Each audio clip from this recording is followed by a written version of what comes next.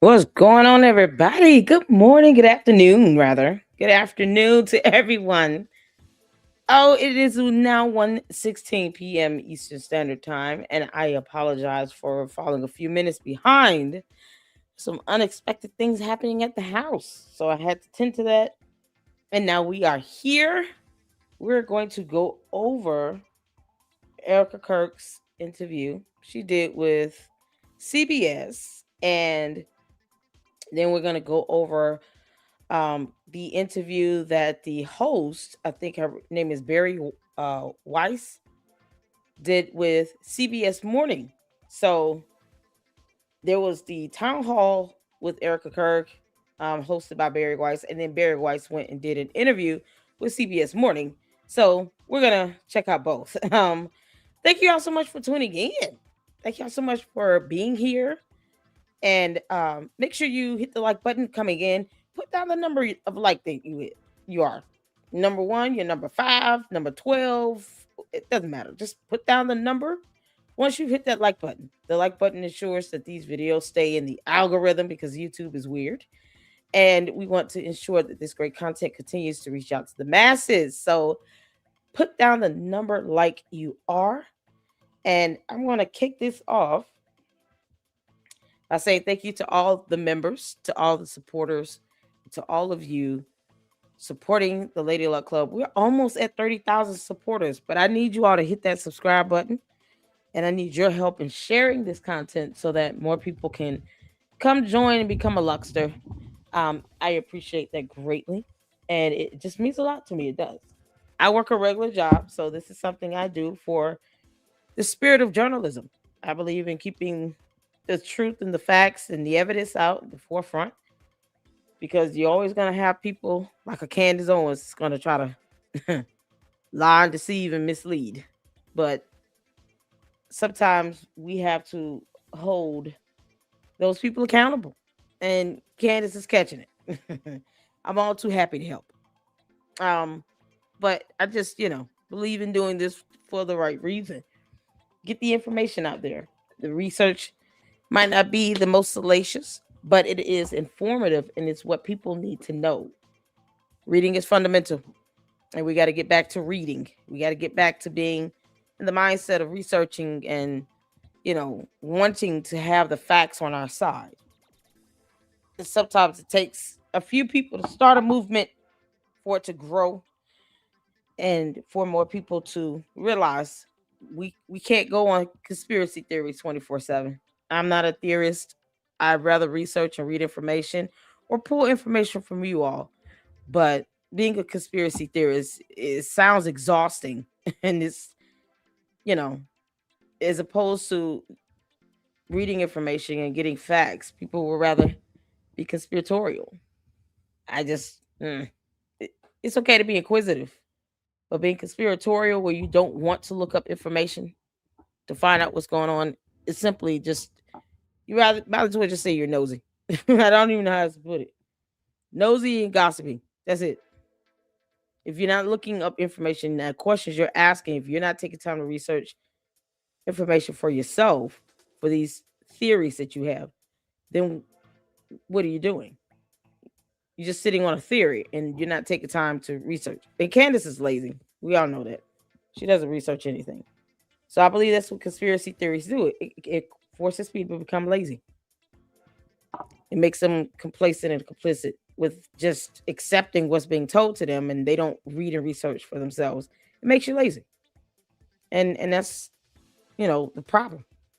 So we here are going to read and research and always put the facts out there in the forefront. So I have a video from Nick Brooks. You guys remember Nick Brooks? I played him um two live streams ago where he went over the defamation case. He's an attorney. And he did a very good, just matter of fact, direct to the point, 3-4 minute video about that. He also posted a new video, I think yesterday. So we're gonna check that out at the very end. But in the meantime, let's get some comments. Y'all, everybody speak to everybody. Hope you guys are doing well. Jesus Come Now is a new member of the LLC. If you guys haven't noticed, I am posting up shorter videos and shorter clips in the members only channel so that you guys can enjoy those just shorter segments. I have a whole lot more to go. I think I have about 5 or 6 live streams with Candace alone. And then I want to do a couple from Umar that I'm going to put in the members only. So consider becoming a member. And I do have 10 free memberships that I'm going to give out. We get 10 free memberships every content creator when we're eligible for memberships. You get 10 free a month. So it's every 30 days. It's not like it's at the first of the month, it's every 30 days. So my 30 days, I don't think it's come up yet. But as soon as they do, I'm going to be giving back out those 10 free memberships so that more people will be able to enjoy the content. So let's get to it. And I had to push back the time a little bit. I appreciate you guys working with me and being patient with me. What's going on, Miriam? Good afternoon. God bless everyone. Y'all, Christmas is coming up. Anyone in the Christmas mood? I am just feeling it. I'm so excited. Francisca, how you doing? Shout out to my moms. Thank you so much for tuning in. Hope everything is going well. Over there in the UK. So to all the mods, I appreciate you guys being on hands on deck in this because I do know there's going to be a lot of candy asses that's going to be, saying dumb things and they still don't want to read anything. But um, unless it's like a racial slur, anything like that, or it's straight out blasphemous, because I don't do blasphemous. We don't do code here. We don't put Candace Owens on a total pole to put her where she doesn't belong. She's not God. So we don't do that. I don't let adoration or worship be done in my chat against a mere mortal. Mm-mm. It'd be different if it was like a viable defense, but just coming in and trying to give her adoration and praise, go do that on her channel. Not over here. Over here, I'm the queen of this. And so, and plus, I don't want that. Like, you don't need to blaspheme. God is God, and that's it. And Candace is a mere mortal. So am I. But the last time I saw a comment about somebody comparing her to Jesus Christ, I was like, nope, nope. The devil is a liar. So, and then of course, derogatory. If it's just like someone's just being disgustingly, like they're just saying the worst of the worst comments, those get removed. But anything, if you are questioning, just shoot me a quick email, and just kind of give me a heads up and let me know, and then I can go from there. But typically, I try to let the comments just fly because the candy asses and the bots just gonna say whatever because they're whining. It is what it is. So, um, God bless and good afternoon to all of you. To Internet is Gossip. All right, cool. Andrea, how you doing, honey? Informative is much better than salacious. I know. Thank you so much. It is. Thank you so much. Susie Q, how you doing, honey? LSC, are you gonna go live stream USA tomorrow? I have to go to the office tomorrow. So if I can get home, I'll be able to live stream in real time. But if not, I'm gonna still live stream whatever happened during their live stream either way. So I think it's what 2 p.m. PT Pacific time. That'll be like 5 p.m. Eastern Standard. So if I'm home by then, yes, I will go live when they go live. But if not, then I will set up a live stream to go live and still check out theirs. We won't cover Candace unless it's like a clip or something. But we'll check out the actual debunking session. That's what I call it. Hopefully that's what they're doing this for. So they can kind of get her you know, to put the facts out there. So if they need to prove malice intent, they can say we tried to put the evidence out there to correct the record. She still refused to do it. Just like in any other scenario, she won't do it. She will never apologize. So we put it out there. That's their responsibility in that. If they needed to prove malice intent, anything beyond that, I mean, it's on Candace. It's on her. So I hope they sue her. That's it. That's what the end goal should be after all of this. I hope they sue her because too many people have caught death threats, have been doxxed and subjected to cyber harassment and defamation and malicious slander. That it's not even just slander, it's malicious slander. They're doing it with the intent to slander and to be malicious. It's just evil. And so when people are being put in a line of fire, they're having their lives threatened. There's kidnapping threats. That's malicious slander because now it's bringing about, threats of bodily harm and injury. And I hope they take that to court. That's what I hope. So, um, yeah, we're gonna still go live either way. What's going on, Dirk? How you doing? Paul Morrison said I sub. Thank you. And then CBS is yes, news is news. I'd rather them interview her directly in person than to come up with some nonsense that's not even true. Then they talk about, planes that we don't care about that didn't shoot Charlie Kirk. So yeah, Candace is crap too. Same thing can be said about her. That's why I believe in independent journalism, because it's like you can still have that outside source, but to just say they're crap and they can't say why, it doesn't make any sense. All right, let's get to it, y'all. Let's get to it. Let's see here. So I'm gonna show. I want to make sure I refresh it because we're gonna do a live later on about Nick Fuentes. Although he says a lot of crazy things that come off just pure racist. I'm a black woman, of course. I'm gonna take offense to just having someone just degrade black people and stereotype all black people. It's just ridiculous. But he does keep his foot on Candace Owens' neck, and that I will agree to all day because she's out of pocket. And this is what needs to happen. Megyn Kelly came out and said some stuff, and it's like, well, you should have said this last month, Megyn Kelly, as opposed to trying to defend Candace. As you can see, defending her doesn't work. And I even asked, what does Candace Owens have over Megyn Kelly? So she's got some information or something. Megan is too scared to get out. I mean, what is her deal? So thank God Megyn Kelly is not mommy of the internet. And I do not have time. It's like, why not just speak out when you need to? You let time pass by. This is what happens. So we're gonna play, Erika Kirk saying, "Stop, please stop, please stop," 2 separate times before she did this CBS interview. So we can see this pattern here of her saying, "Stop, please stop." It's basically like, leave me alone. Leave me alone. You don't like me, you don't like my kids, you want to be bothered with me at TPUSA. Leave us alone. How hard is that? It's easier to just leave Erika Kirk and TPUSA and her 2 children who are minors for the 6 sadistic people out here that are threatening to kidnap 2 small children. Leave them alone. You don't like them? Okay, leave them alone. You don't need to go after them. Just leave them alone.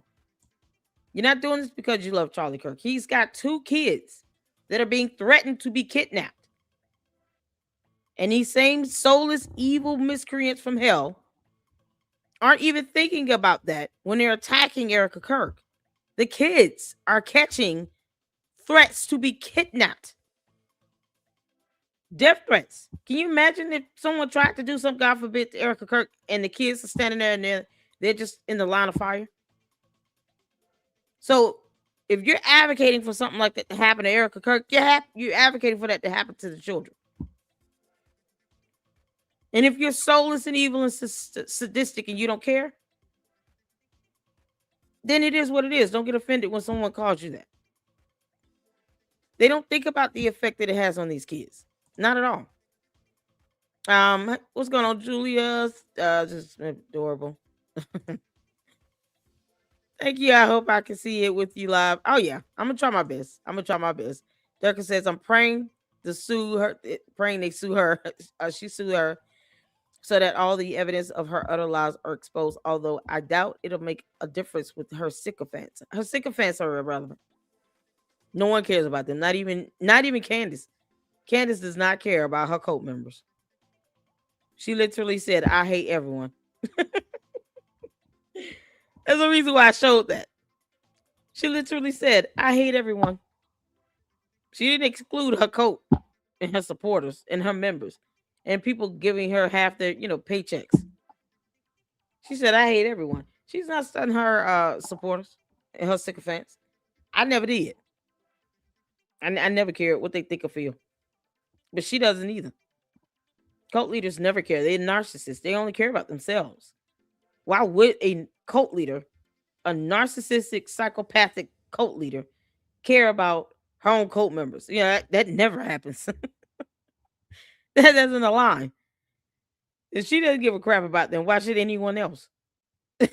So that is that's just part of her characteristics, as a narcissist. They don't care about anyone else, they care about themselves. She may care about her kids, but she doesn't seem to care too much if she's out here talking about, I got assassins after me, and then she takes the kids to Dollywood. So you putting you and the kids in a line of fire, because Candace is so stupid. So, I mean, she doesn't really care about her kids or their safety and protection. You don't take them to Dollywood. You're talking about you got assassins looking for you. But that's what you're dealing with a narcissist. I mean, that's to be. No one should expect anything beyond that. Expect Candace to be the narcissistic, pathological liar she is that hates everyone and doesn't even care about her own cult members, because she doesn't. She will never care about these people. Never. Not at all. She appreciated them hitting the like button and giving her all those views and sending her them supers. But she doesn't care about that. What do you know? Coat. As I said, I want Mars people to sue Candace. More people to sue Candace. Yeah, me too. In bulk. I hope Josh Hammer sues her. Yeah, they just need to go in on one big class action and just hammer time on her. It's hammer time in the courtroom. Just go hammer time on her. Let her have it. Oh man, many were friendly with Harvey Weinstein before they knew who he truly is. It happens. Yep, exactly. She defended Candace, basically accused Ben of lying, and quit following and responding to Dave Rubin. Yeah, and now she wants to sit here and say words. Megan Kelly, it's pathetic. We might play her before we get to the actual main event, but we're gonna get to this here. And like I said, I'm just playing the parts where Erika Kirk says in these various interviews that she has the absolute right to go on to stop. No one cares about Candace going over there with Russell Brand and doing whatever with him in the house. She goes and talks to other people as well. She goes on other podcasts. Erika Kirk is not subjected to living by anybody else's rules except God. So she gets to do what she wants to damn do. Then, this is what happens when you live your life and you don't live it for anyone else. So the cult members don't get to dictate her movements or her emotions or tears and none of that. So let's get to this. We're going to start off with this Fox News thing here. And then we're going to go to the next one was the Will Kane country or something like that. And then we'll pull up what Megan said, just for craps and giggles. And then, of course, we'll get to the main event with the town hall. So put a one in the chat when you can see and hear. Let's get to it. Time to address the noise. My silence does not mean that I am complacent. My silence does not mean that somehow Turning Point USA and all of the handpicked staff that loved my husband and my husband loved them is somehow in on it. We are busy building. And you know what I thought? I thought these people are human. We are all grieving in our own way. And they are trying to find the answer to something that happened that was so evil. They are trying so hard. And I get that. We're doing the same. Anytime we hear a lead or anytime we hear anything, we send it to the authorities. Please dig into this. No rock will be unturned. I want justice for my husband, for myself, for my family, more than anyone else out there. So for me, you want to keep telling me to come down while we're building? I don't have time for that. But here's my breaking point on that. Come after me, call me names, I don't care. Call me what you want, go down that rabbit hole, whatever. But when you go after my family, my Turning Point USA family, my Charlie Kirk Show family, when you go after the people that I love, and you're making hundreds and thousands of dollars every single episode going after the people that I love because somehow they're in on this, no. What? It's the conspiracies around Charlie's death. And Okay, so that was the Fox News. Y'all heard her say that, wearing that lovely red jacket. So here's another podcast where she's saying, leave me alone. In so many words. Leave her alone. Once again, leave her alone. Then, it's that simple to the cult members. Leave her alone. Why even care what she says it does? She doesn't have to pay your bills. Leave her alone. All right, here's Will King. And, when this first happened, you know that I do this every day for a living, and you're a part of this. How you doing, Amethyst? Most of the ugliness and everything was coming from a predictable direction, the left. Now it's on the right. It's everywhere. Mm-hmm. And let me start here. You felt, I know you were asked, but you felt that now was your time to address it. Why? Well, like I said earlier, I just want a very peaceful Christmas. I want my team to have a peaceful Christmas. I'm not going to sit here and mudsling. Like I said earlier, I'm not going to call names. I'm not going to insult. Everyone's loved my husband, and we're all trying to figure out what happened. I have a little bit more insight because I'm a victim. So I get to see the autopsy report. I get to see all of the files that our prosecution, has pulled together. I trust that case.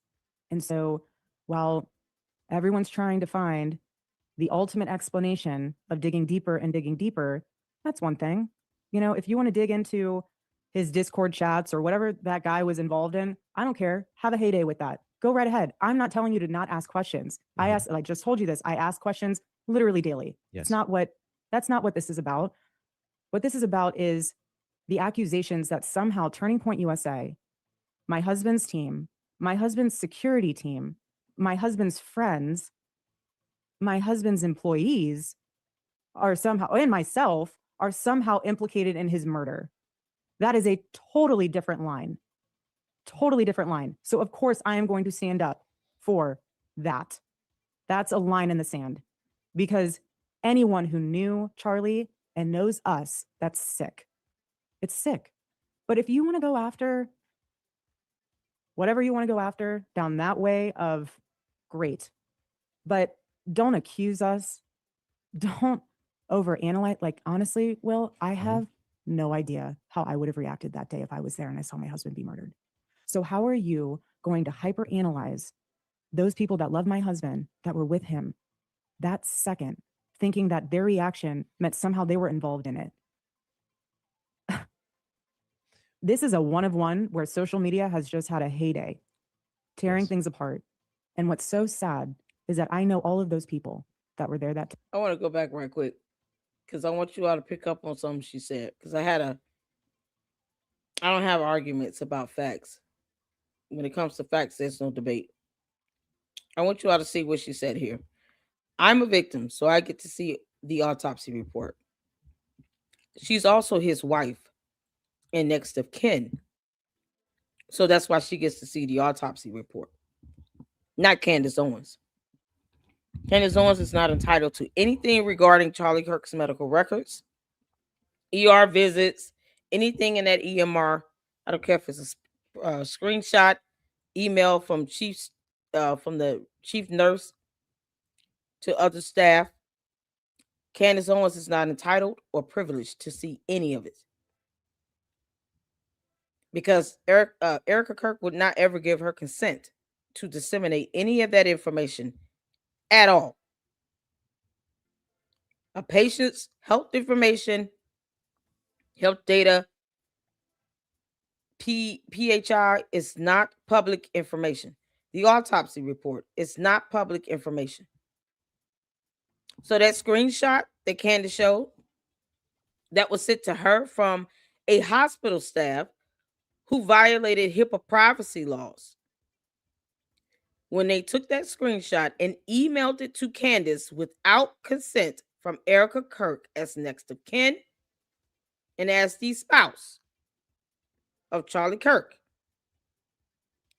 broke the law, and then Candace, dumbass, posted that up on her channel,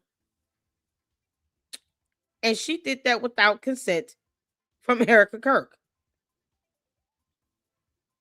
And I went over the information regarding free press and the media and what they are allowed to report regarding patient health information or medical information.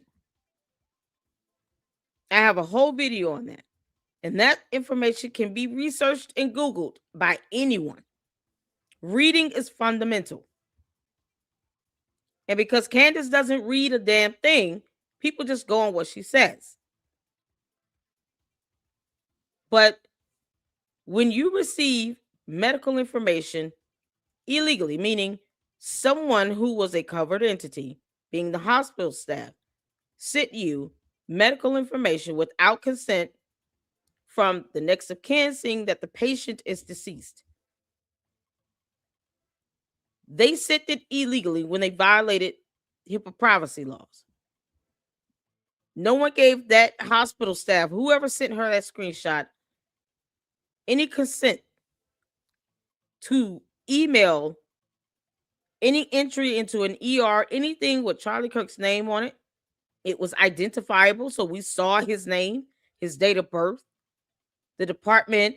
It was an ER visit.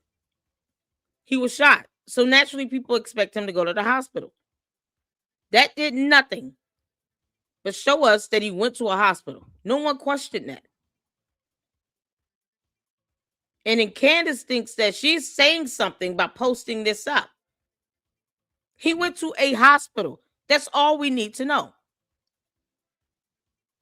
It still has not gotten Candace closer to telling us who the shooter is. So it's irrelevant. And that would have came up from the murder trial either way, because an autopsy was done. Candace Owens is not entitled to see that autopsy report because she is not next of kin. She is not Charlie Kirk's wife. Erika Kirk is. The end. So all his personal effects, his medical records, anything related to the ER visit, the doctor's notes, medical summaries, anything that's in that EMR would go directly to Erika Kirk. Not even his parents, because he was married. We have a succession of what we consider next of kin in the healthcare system. That's why all of these things are important for people to know, so they're not walking around here thinking Candace Owens has the right to look at an autopsy report. No, she doesn't. By law, she doesn't. And she's not going to tell the cult members the law or anything, and they damn sure not going to read it themselves. But for those who actually are not aware, that's how that works. You would have to have an authorization form, a patient authorization release form signed by Erika Kirk in order to disseminate any information if you are considered a member of the press. I would have to get her consent if I had to speak on anything related to his medical. I don't care if his blood type on a medical record from an EMR system. I would have to get her consent to share that information. So the hospital staff was out of line. They broke the law. And the way the member of the press receives the information does matter. If you receive it illegally or unlawfully, meaning in violation of a federal law, then you cannot disseminate that information and do it without consent. And since the patient in this scenario is deceased, it would be the next of kin. It would be his spouse. So she's the only one that gets to see that autopsy report. And if she doesn't even want to share it with her parents, she didn't have to. She could be the only one that lays eyes on that between her and the dang on doctor and the prosecutor, because they'll get a release form from her. But it's in the efforts of making sure that it's presented as evidence in a murder trial. Outside of that, no. She's not entitled. Candace is not entitled to this. So I wanted to make sure that's covered, because you have idiots thinking, oh, she did nothing wrong posting that out. We needed to know the truth. What truth did we get out of that other than him going to the ER? That didn't get us any closer to another shooter. So no, we didn't. The entitlement is just pathetic over there. And Candace, cult member. Candyland is child. Yeah, find out the hard way when they see their leader fall. Oh, this is the current line. This is what's happening. Not all the time. Not all the time. Right, let me go back a little bit. People that were there that day. And I know all of the people who are impacted by this that are within our close orbit. And it is painful to see on their face how exhausted they are to have to relive the trauma every single day. That's not fair. We are not robots. How do they consume it, Erika? How does it, I mean, social media, how is it getting to you? Like, I know you said the chatter. Well, the team tells me, I mean, I do not watch one thing. The team tells me if there's anything I need to know. I mean, honestly, right. I say, unless I really need to know, tell me, but if I don't, please, I don't need to hear it. But that's, you know, we try to guard it that way. But they're saying this now, this is the current line. This is what's happening. Not all the time. Sometimes honestly, it might not even be from the team. I'll get a phone call from someone and be like, hey, did you know that somehow you're involved with Romanian orphans being sex trafficked? I'm like, you've got to be kidding me. Like, it becomes laughable at some point. I mean, again, we have been lied to over and over again. So there is a baseline of understanding of, okay, we're trying to seek the truth. I get that. Again, I'm not saying don't ask questions. But when you turn questions into accusations and you don't have proof and you're leaving things open-ended as if our team or someone involved with our team is involved in it, and then you sit there and hyperanalyze my body movements, my tears, my frowns, my voice inflection, my faith, if it's not real or if it is real, I'm not going to waste my time with that. I have nothing to prove to you. Where do you think it's coming from, the Erika? truth, I beg your pardon? Where do you think it's coming from? Like, what's the motivation? That's for each individual person. Everyone has their own motive. I'm not going to assume what those motives are. Some, it might be, honestly, grief is weird. Everyone grieves differently. It's not linear, comes in waves. Everyone has their own personal relationship with Charlie in a way where even if you didn't even meet him, you have a personal relationship with him because you watched his videos or you went to a campus event. Then you get to the next tier where you actually did meet him. That's another personal layer. Then you get to the next tier where you were actually a friend.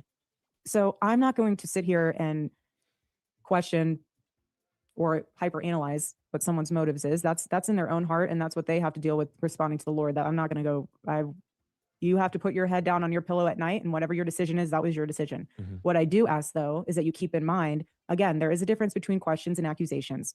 And if you have accusations and you are going to go down that rabbit hole, provide proof. I don't care if you're a journalist or someone on X. If you say accusations, provide proof. You can't just throw stuff out there and then all of a sudden everyone thinks that somehow that's truth. It's not. And it's very hard to prove a negative. So if you say, well, I don't believe what they're saying, even though they're telling you the truth, well, how is the truth going to set you free if you don't believe the truth? So now you're just talking in circles. My only prayer for all of this is that all of us can remember that talking in circles is what cult members do. They don't say anything that's unique. It's a copy and paste. I mean, look at the chat. They're literally asking me, do I watch Candace Owens' show? Never mind a whole playlist where we react to many of her shows. Like stupid questions. And I call it stupid because they could just go on the playlist and look at it. And they know I do. But they ask stupid questions, a copy and paste comment. But it's still stupid. Because those same people still comment to the live streams when we're watching her shows. It's the epitome of stupidity on steroids. But that's how they are. They don't read. They don't take the time to pull in information or anything. They're too busy following the leader and having this hive mentality. Charlie was a thought leader. He would not want his life and his legacy to revolve around his murder. He would want his life and legacy to revolve around helping deliver the youth vote, helping to build Turning Point USA, helping to make a difference on college campuses. Mm-hmm. That is what I pray we focus on. The justice will be served, and trust me, it will. And again, you can have questions, but please honor my husband. Absolutely. I'm going to ask you one last question on this. And I want you to know, and I want everybody listening to know, I'm trying to ask you about this in the most respectful manner, acknowledging. Oh, I know. But I want you to know this is the juggle. And it's not woe is me. It's like, I don't want you to have to talk about something that you don't want to talk about. I also don't want to be juvenile. So the juvenile part of this is the prurient digging in, and it's also doing something that I've done so far in this interview, which I haven't mentioned Candace Owens. I just didn't mention her name. And I didn't do that because I don't want to force you to talk about it if you don't want to. But everyone listening knows. And so after a while, I'm like, well, don't be juvenile. Everybody knows what you're talking about. And I'll be upfront. I haven't kept up with it. I don't know everything. I don't know all the accusations. It's impossible. It's impossible to keep up with. So in a lot of ways, I guess I am asking about something that we're not addressing. And I don't think that's fair to the audience. So I'm going to ask you this last question on this. And what I'm going to say is you have made a choice that has changed in the last week. Your team has been talking. And you have also said that a bridge has been crossed, talking about people that you know. What I'm curious about, Erika, is going forward, will you and the team, do you think you will talk about it more? Do you think you will address all of the stuff? Because to your point, you said it, and I feel it. It's growing. It's not going away. You know, the chatter, the theories, it's growing. It's not going away. So how do you think you'll address that going forward? Yeah, the chatter will always be there, regardless. What if we spent all of our time going through every single accusation? We'd get nothing done at the office. Nothing. We were told that if we said stop, it would stop. And we said stop. And I'll say it again. Please stop. Breaking news. So before we get to that, let me show what Megyn Kelly said. This is from Tamara Neely's channel. Shout out to her.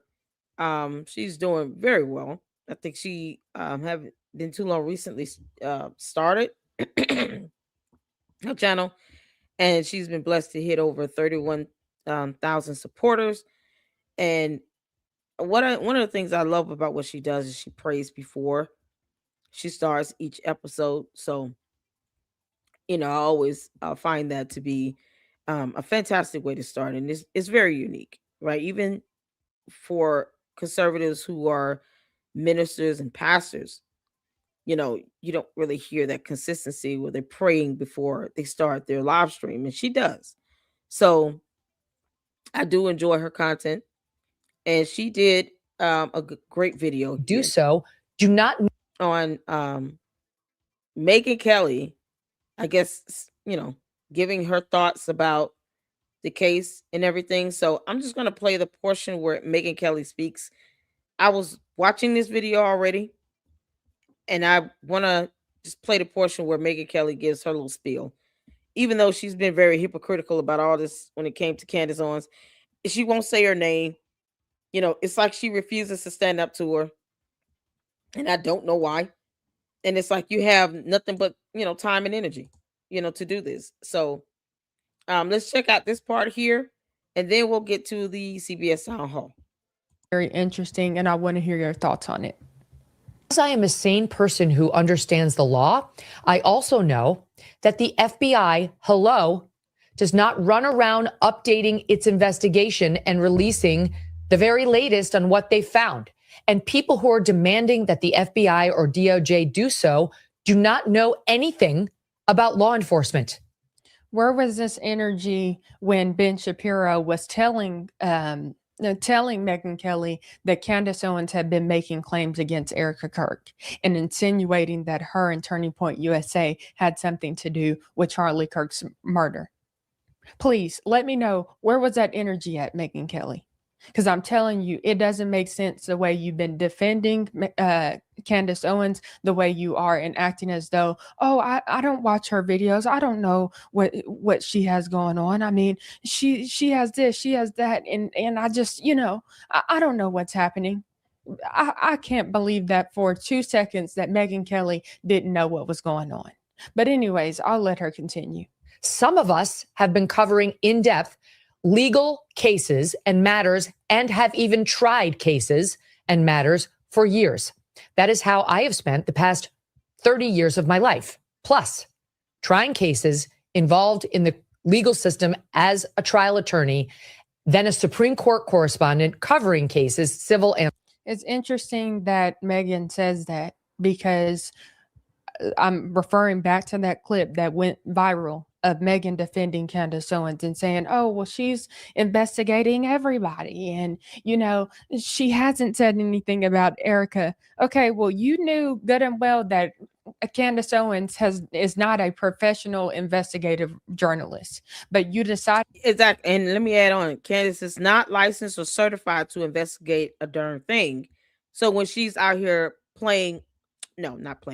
impersonating an investigator, that should be reported to the feds. Whether it's FBI, CIA, don't care.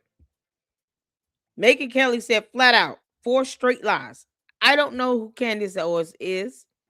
She is not my friend. I do not watch her content. I don't watch her show. I don't take in that type of content. She made four false statements back to back to back to back on national television in front of Ben Shapiro. I mean, the fact that she said, I don't watch her show, and you could go on her YouTube channel and see clips that she's played from Candace Owens' show, is mind-boggling. Just flat out lie. And she claims to have a law degree. You can't make this up. To stay quiet then, but all of a sudden it's like, oh, now I need to start talking about it. And the question is why? Why is it now convenient for you to speak out against what's happening, what Candace Owens is doing? Please, Megyn Kelly.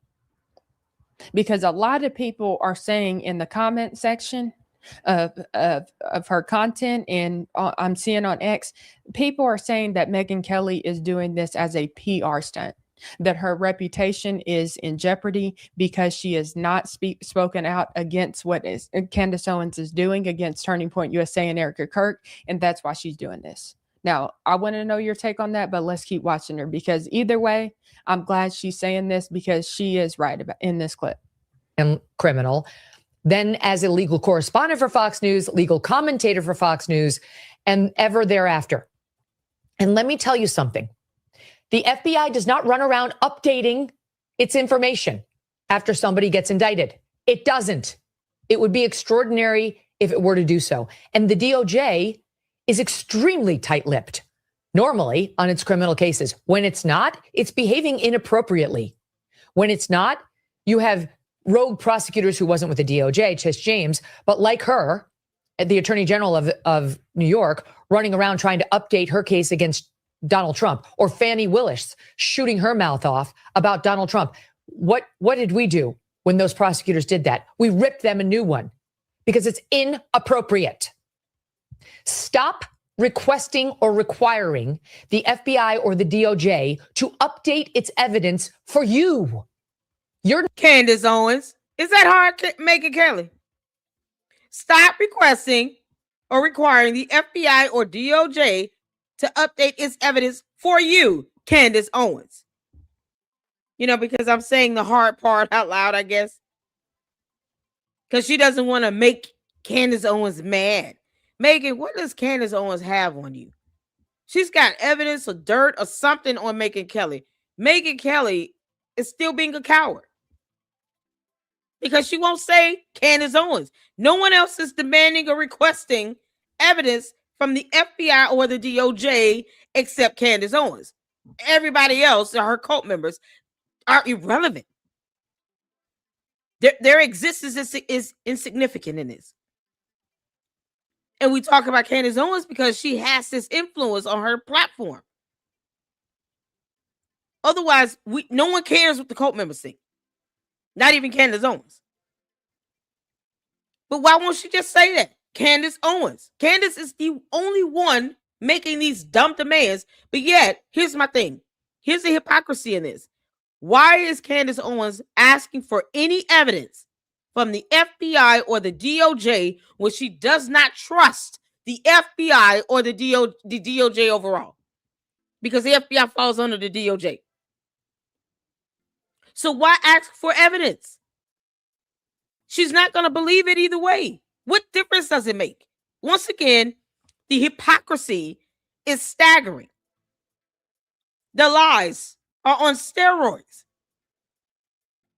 She's not going to trust any evidence they show her, period. And she does not care about the investigation. She said it herself. Candace Owens said, I don't care about that investigation. I don't care. So if the investigation being done in the state of Utah by the prosecutors that is being supported by the FBI, meaning the evidence that the prosecutor has in the state of Utah would be the same thing that the FBI has. So if you don't care about the investigation related to the murder trial, then that means you automatically don't care about whatever the FBI is doing. And if you don't trust it, why are you asking for evidence, heifer? Why are you asking for evidence, Candace? You don't trust it. That means you're not going to accept anything they show you, anything they say, because it's not going to feed into your dumb narrative. So if she doesn't trust the FBI, leave them alone. Don't make demands of them. Leave their name out your mouth. You don't trust them. It's hypocrisy on top of hypocrisy. Don't expect them to do anything. You don't trust anything they have to show you. And Candace has a bad pattern of behavior with that.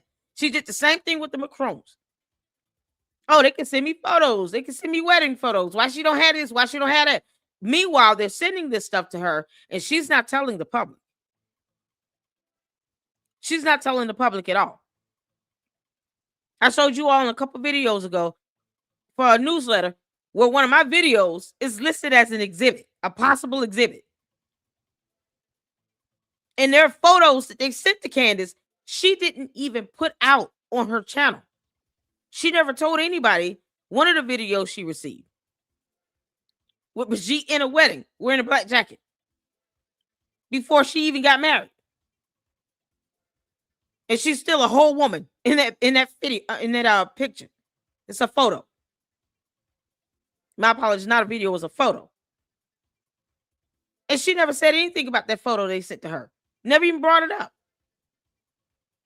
So she withholds information and picks and chooses what she wants to tell and dispel to the public because it's deception. It's lying by omission, Candace. Isn't that how you put it? You heifer. Lying by omission. So when she withholds things that, if the public saw this, would probably have a different opinion, because now you get to see more photos that are more, it proves even more that she's a woman. But she doesn't show that, even though they sent it to her. They can prove what they submitted as exhibits. They're all labeled. And usually with an exhibits list, you have the name of the YouTube video or the type of photo, the year that it was taken. It has an actual exhibit number on it. You have to label your exhibits for court. So when you provide that exhibits list, they're all numbered. So she can't say, I didn't get this photo or I didn't get that photo. No, they have confirmation of what they sent you because they have an exhibits list. See, Candace wants to withhold information like that, and because she doesn't understand how court works, you have an exhibits list. You have to list all your exhibits you're going to introduce as evidence into the case. This is why she's sitting here filing for a motion to dismiss. Same thing with Charlie Kirk. She doesn't trust the FBI, but she demands all the stuff from them. Why? You're not even going to acknowledge it. What difference does it make? You don't trust them. So what? Why ask for it? Let them do their thing and leave them alone. And then, Candace, you tell us who the shooter is, because that's what you were supposed to be doing for 3.5+ months. You're supposed to be telling us who the shooter is. So get to the point, Candace. Not the target audience. They're trying to preserve the integrity of this case for when they get it in front of a jury, who are the only people who matter. I'm sorry, but their opinion is the only opinion that's going to matter in this case. And they will come to that opinion based on evidence that gets. I mean, I'm loving this sternness. Like, she's just very direct. This is why Megyn Kelly is who she is. She's Megyn Kelly. And this is a great example of that. Submitted to them that passes the rules of evidence, which are there to maintain the integrity of a case and an investigation and of the defendant's constitutional rights. That's how our system works. Now, I just thought about something as we were watching that. Do y'all think the reason why wait, actually, hold up. Rewind. Let me show you guys this clip of Megyn Kelly saying that she is staying silent on Candace Owens and stuff like that. This was as of 1 day ago. I'm not talking about how she's been acting the past couple of months, but as of 1 day ago, she said she's staying silent for good reason. I want you guys to check out this clip first. There's been a back and forth now between Erika Kirk and Candace Owens. And I want to ask you guys about the politics of this, the politics of it, and also the politics of Israel, because those two things right now are dividing the conservative movement and some inside of it. And now it's gone beyond the back and forth between like a Candace and the Turning Point group into this is going to cost us the midterms. The midterms, like, don't lie in my chat. When I hear to hear about you being tapped into some alternate reality, there is a case. That's just a flat out lie. It's a flat out lie. Why even put that? There is a case. You just don't believe in it or like it. That's on you. But that's a flat out lie. Can I get one of the mods to delete this comment? Don't just flat out lie in my chat. I refuse to allow my platform to be devalued down to a dumb lie like this. It's a stupid lie. In this reality on earth, there's a case. You don't have to believe in the case. You don't have to trust it. I don't care. But don't just say it doesn't exist. Get that crap out of my chat. It's stupid stuff like this. Why lie? We're not here to tap into some alternate reality of any of the cult members. I don't care what they think or how they feel. To the candy ass cult members, you come to my chat on your own accord and at your own risk and at your own peril. I try to be fair in posting up comments from everybody, but don't just lie. It's like a slap in the face to say there's no case. Wherever your mind has gone to, take your body with you next time. Dumb lies are unnecessary. It's unnecessary. You don't have to put the guy out, but don't put dumb comments like that. It's a flat out lie. Flat out lie. And you guys are the politics experts. So I'm going to set up the underlying argument on which you do not need to opine, but I'm going to ask you for your take on the politics of it. So for the audience, here is what happened. Something extraordinary happened yesterday. And just FYI, I am going to have more to say very soon on what's happening between Erika Kirk and Turning Point on the one hand and Candace on the other. Not today, but very soon. And I have my reasons for that. So Erika went on with Harris Faulkner yesterday in, again, promoting Charlie's book.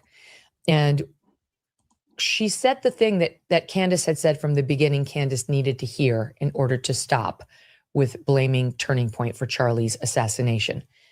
For the listening audience, we have a man in custody for the Charlie Kirk assassination. His name is Tyler Robinson. He will be in court today in a couple of hours on a hearing about whether and what access the media should have to this trial. We'll be covering that for you tomorrow. And Erika, as fired up as I've seen her on this, clearly addressed Candace directly without saying her name. And I know for a fact this was an address to Candace, and Candace knew it too because she responded to it. Here is Erika Kirk. This is how Erika teed it up. Let's start with SOT 9. SOT 9.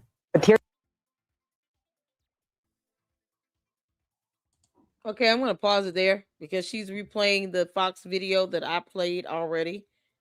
And we're going to get back to the town hall here. But I just wanted to show that portion of Megyn Kelly, I guess, calling herself trying to go off. You know, late as hell about this. I mean, why not have said this a month ago? 2 months ago? Candace has been demanding evidence from the FBI. And she doesn't trust the FBI. So if she doesn't believe what the FBI says, then why does she want them to give her evidence? It's stupid. And it's irrelevant to whether I or anyone else believes the FBI. To the candy-ass cult members, if you don't believe the FBI, stop asking us if we do. Clearly you don't. So don't demand evidence from them. It's dumb. It is absolutely hypocritical. You should not want to see what they have because you don't trust them, right? Isn't that the thinking? We all know it's not logical, but it isn't the thinking. I don't trust the feds, so why ask them for evidence? You're not going to trust what they show you. Your cult leaders got you thinking as dumb as she is. Because you guys are parroting her talking points and you're copying and pasting and you're not thinking for yourselves. So if you're going to sit here and have this hive mentality, stop asking everybody else if we believe what the FBI is doing. You don't. We got that. It's clear. Duly noted. That's the thing. They keep repeating that. We don't care you don't trust the FBI. We're not forcing you to. The only question we have is why ask them for evidence? You're not going to believe it. And watch how they dip and dodge around that. All right, so let's get to the town hall. And shout out to CBS for doing the town hall, having people come in and ask questions. We're going to be able to see that here. I'm going to make sure I got the captions on. Let's get to it. Breaking news out of Utah Valley University. There's an emergency response there, flooded by law enforcement. The conservative activist Charlie Kirk has died after being shot during an event. The latest horrible example of what appears to be a rising tide of political violence. In the past year, we've seen assassinations and assassination attempts against a Republican presidential candidate, Democratic legislators, and a conservative activist. One moment, Charlie was doing what he loved. That's a different question. Arguing and debating on campus. Fighting for the gospel. You're thinking way too simple about this. You got to go deeper. Truth. In front of a big crowd, and then he blinked. He blinked. And saw his savior in paradise. Even as he had all of these positions, many of them seen as controversial on different issues, he had a huge galaxy of support on America's right.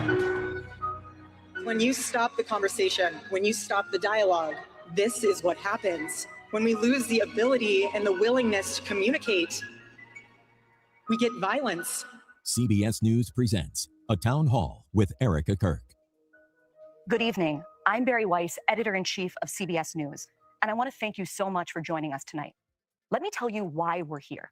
If you're watching this or you're sitting here in this room with me, you know what I know, which is that we live in a very divided country, a country where many people feel that they can't speak across the political divide. Sometimes they feel they can't even speak across their own kitchen table. And one of the goals of the new CBS News is to change that. And this town hall is just the beginning. This is going to be the first of many conversations and debates on CBS News about the things that matter most, which are often the hardest to talk about. I can make one promise to you, and it's this. You will not agree with everything you hear tonight or in any of these other broadcasts. And that is exactly the point. Because the premise of a democracy is that we persuade each other with words and not violence. And that the only way to get to the truth is by talking to one another. And that brings me right to tonight's guest, Erika Kirk. 3 months ago, Erika Kirk's husband, Charlie, was assassinated on a college campus in Utah. To some, Charlie Kirk was controversial. To others, he was heroic. What is indisputable is that he transformed the American right in the 21st century. He did it through an organization called Turning Point USA, which he founded when he was only 18 years old. In the wake of Charlie's murder, Erika has now picked up his mantle. The mother of 2 young children, she is also now the CEO and chairwoman of Turning Point. Now, Charlie's murder was not an isolated tragedy. And tonight in the audience, we have other victims of the political violence that's ripping through this country. We also have religious leaders, college students, young Christians, and others invited by CBS News. You're going to be hearing from some of them tonight. Okay, we have a lot to talk about. So Erika, let's get started. Thank you so much for joining me. Thank you for having me. I was very grateful when you had reached out because it was an opportunity to be able to have a conversation that Charlie always enjoyed, being able to have dialogue on both sides so people could really hear everything that's going on. I appreciate it. Thank you so much for making the time. There's so many subjects I want to cover. I want to begin with the hours and days after your husband was murdered. Yes. You got up in his podcast studio where he broadcasted from for many hours every day. Yeah. And you said this.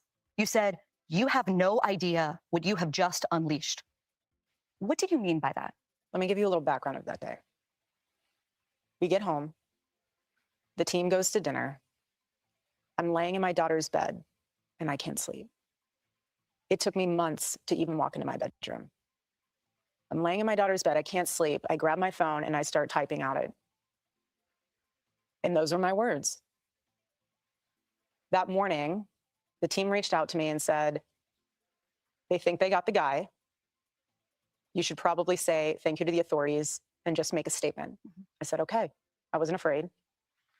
They said, let's go to the office and let's discuss. we're at the office and they say, do you want to go live? Or we can easily, you know what? Yeah, let's do that. We can easily pre-record this. I said, absolutely not. My husband always went live. I have nothing to hide. We're fully transparent. What you see is what you get. If I start breaking down on live TV, I break down on live TV. My husband was assassinated. He didn't die in a car accident. So we go live. I write all of my own speeches. And when I said that, that is the Holy Spirit that is unleashed. That is a revival that's unleashed. That's not meant for call to violence. That's meant for people to understand that the Lord is moving in ways we have no idea. And God is going to use something so tragic to wake people up to realize that our life is short. He only lived 31 years. 31 years. And so, yes, you have no idea what has been unleashed. But I will promise until my last breath that I will let the Lord use me in ways that he only can to bring glory to him and to the kingdom. And it has been unbelievably powerful. And it's just the beginning. Erika, one of the most alarming things about Charlie's murder was the way that some people in this country reacted to it. Yeah. And not just online. This was an idea that you encountered a lot. And the idea was this. They kind of justified it. They basically said that because Charlie said or believed things that they believed were controversial or even hateful, that he somehow had it coming. What do you say to people who justified his death? You're sick. He's a human being. You think he deserved that? Tell that to my 3-year-old daughter.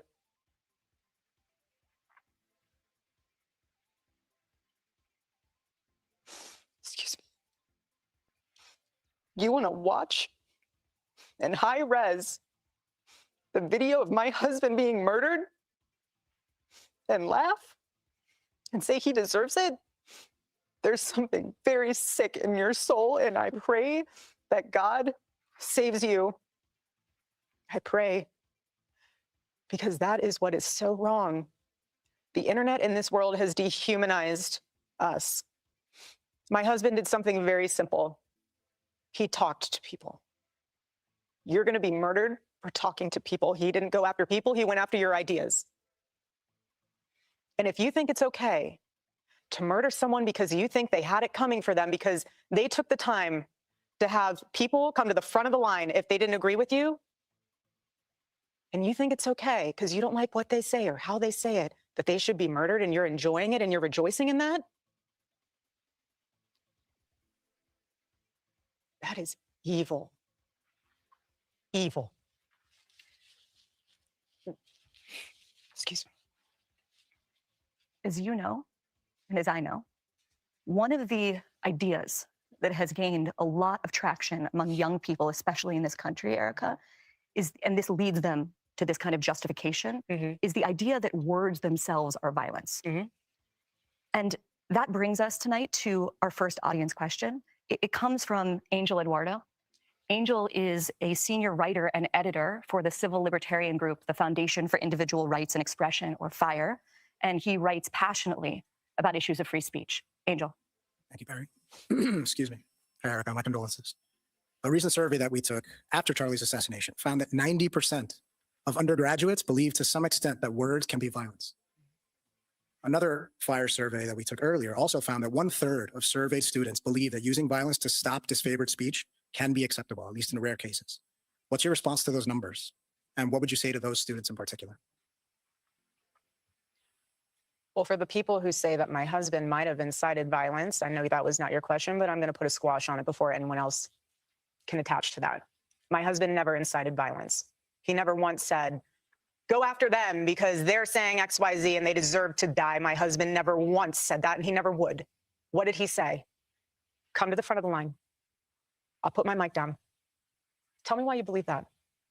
Well, that's interesting. I never thought of that. But have you thought of this? People heckling, laughing at them. Stop.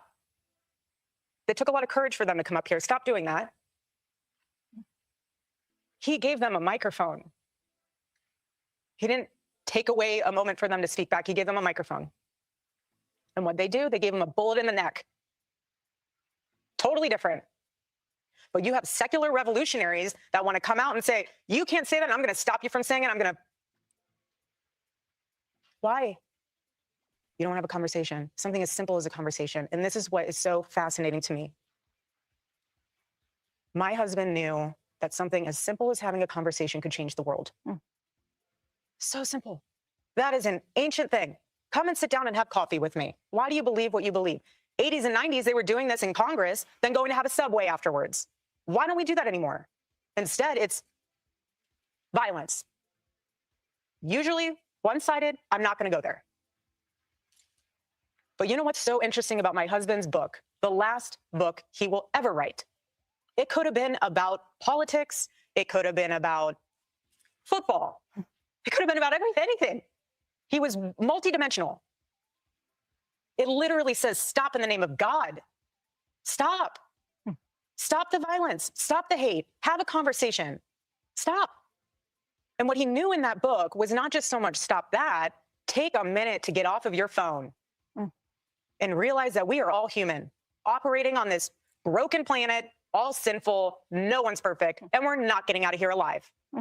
But what he knew in that book was the balancing factor of communication. You cannot communicate with someone if you're not at peace with yourself. So he went on campus talking to a kid. They're screaming at him, screaming. Does he scream back?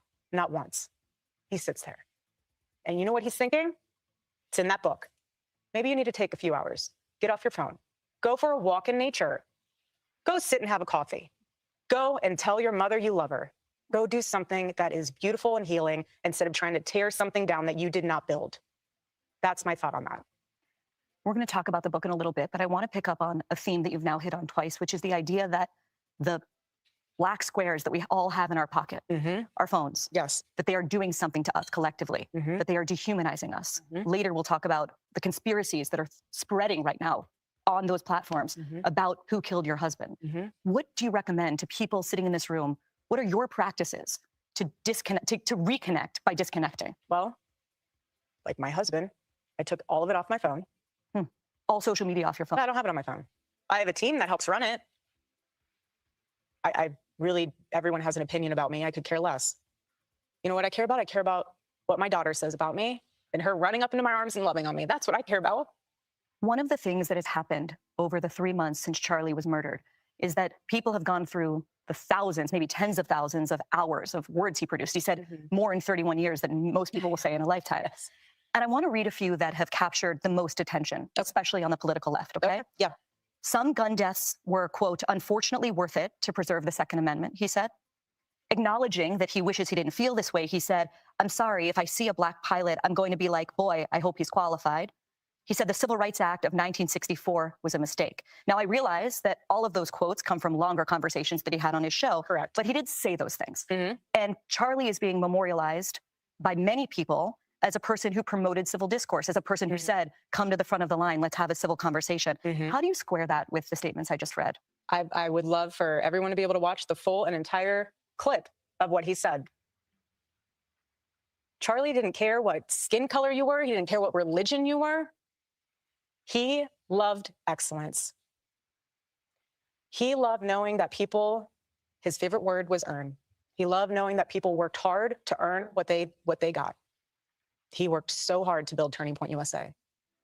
The first statement you meant about guns and shooting, I have no idea the context of that, and I have no idea that whole, there's a lot more there than just that one little sentence. My husband is not to be deteriorated to 2 sentences. He's not. He is a thought leader, and he was brilliant of a man.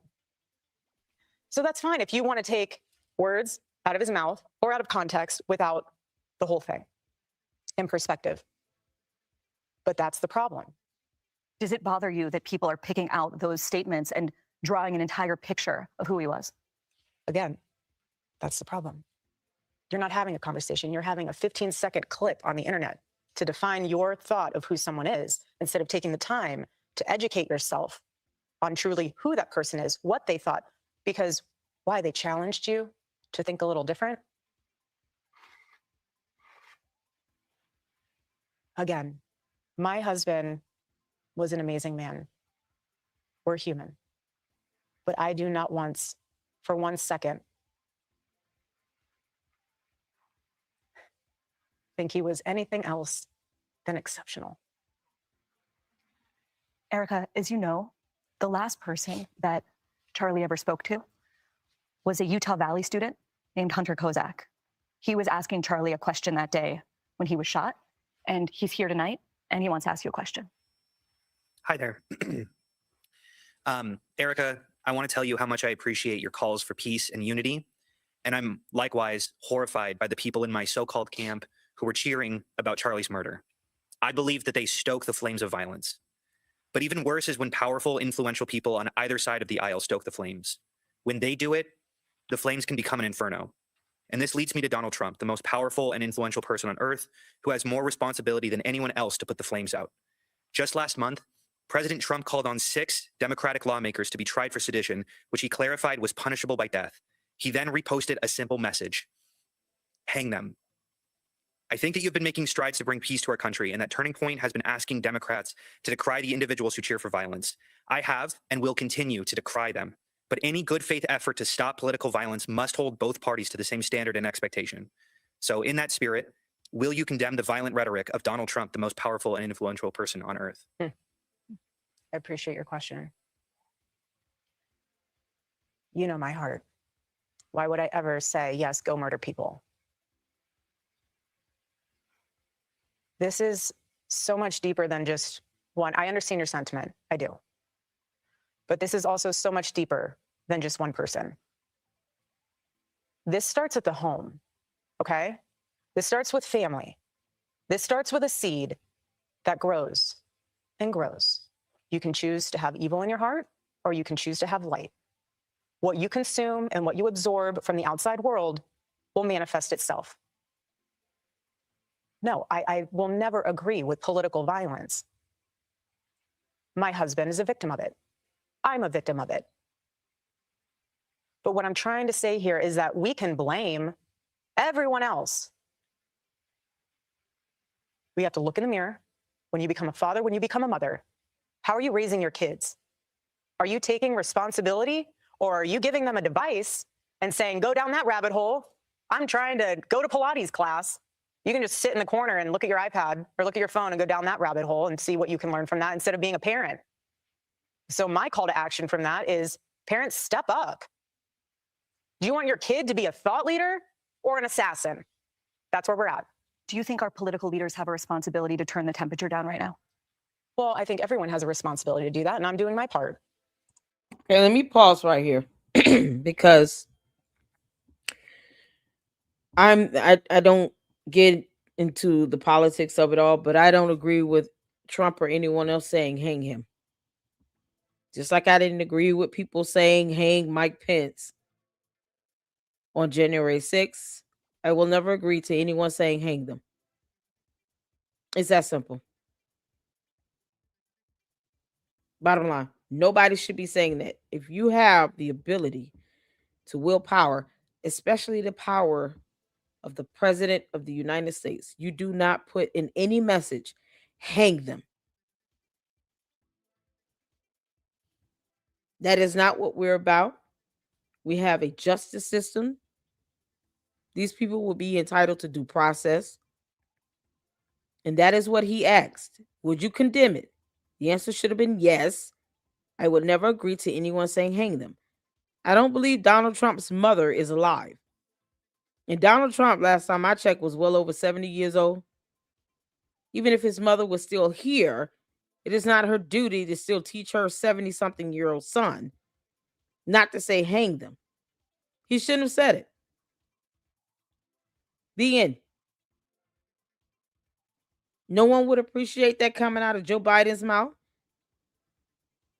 or Barack Obama's mouth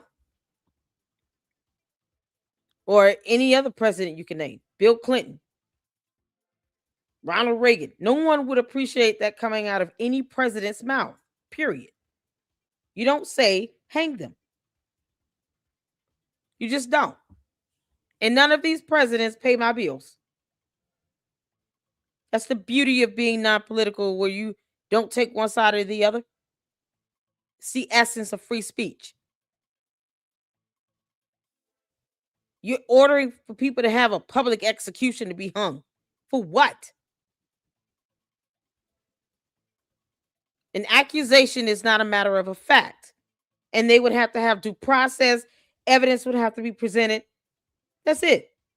You can't wield the power of the FBI department when it's favorable to you. When it comes to your accusation against someone else, all of a sudden, our justice system doesn't exist, and these people would not be due to be granted the rights of due process again? Constitutional rights? No, he should not have said it. It's not that hard. And if he doesn't like her saying he shouldn't be saying that, then that goes to show his level of maturity. Presidents should not ever put in a text message or post or anything else, hang them. Good grief. It's not that difficult. I'm not in control of other people. I'm going to sleep peacefully tonight. Trump doesn't pay my rent. Ahead, a father whose daughter was murdered in cold blood because of who she was. He's here. Also, political violence and the conspiracy theories surrounding Charlie Kirk's assassination. Stay with us.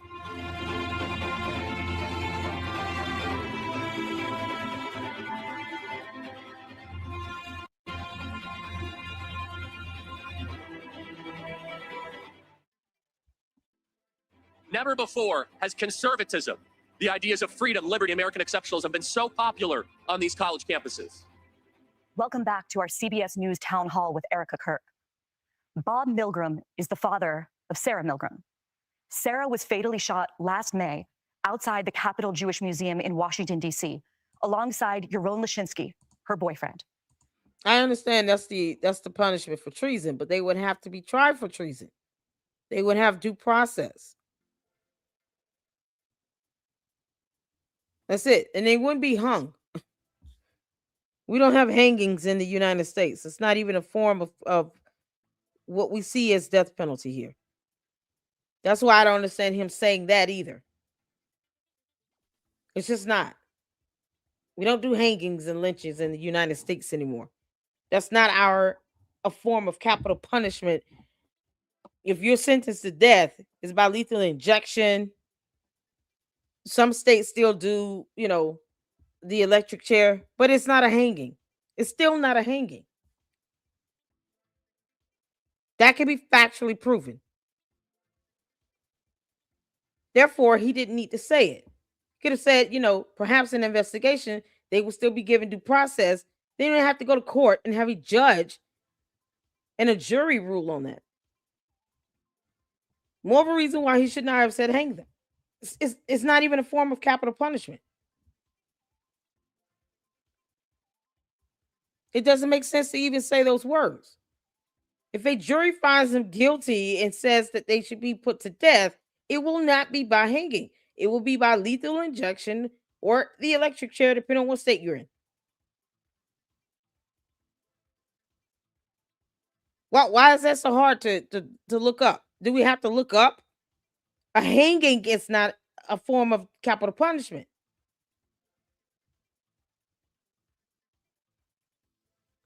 Research it. Send me the evidence on where we're still doing hangings as a form of capital punishment in the United States of America.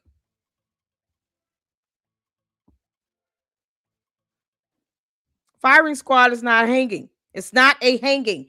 Hang them. Hang them. 2 words. Very simple. Hang them. Hang them. It's not a form of capital punishment. I didn't say firing squad. That's not what it said. Hang them is what it said. That is not a form of capital punishment in the U.S. That's what was asked. I don't care about history. I care about what's going on now. Why is he still saying that now?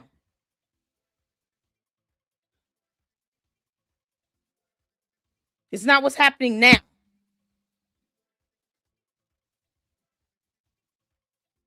These people aren't military.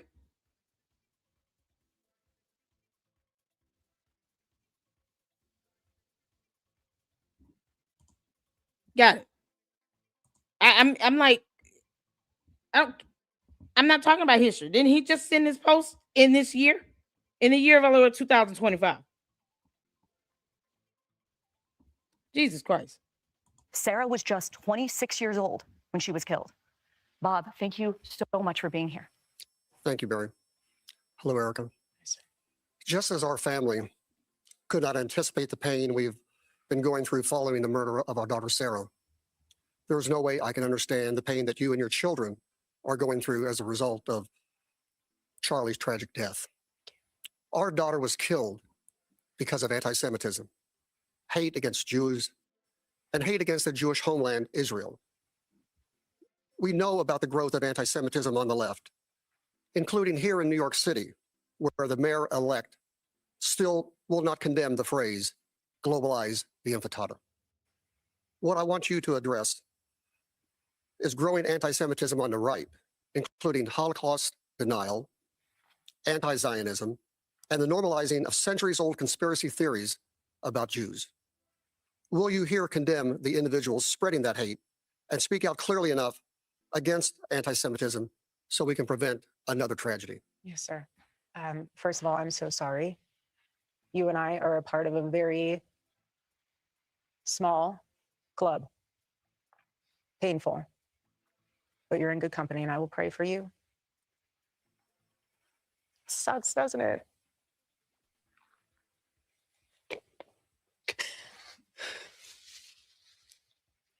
Hate is hate.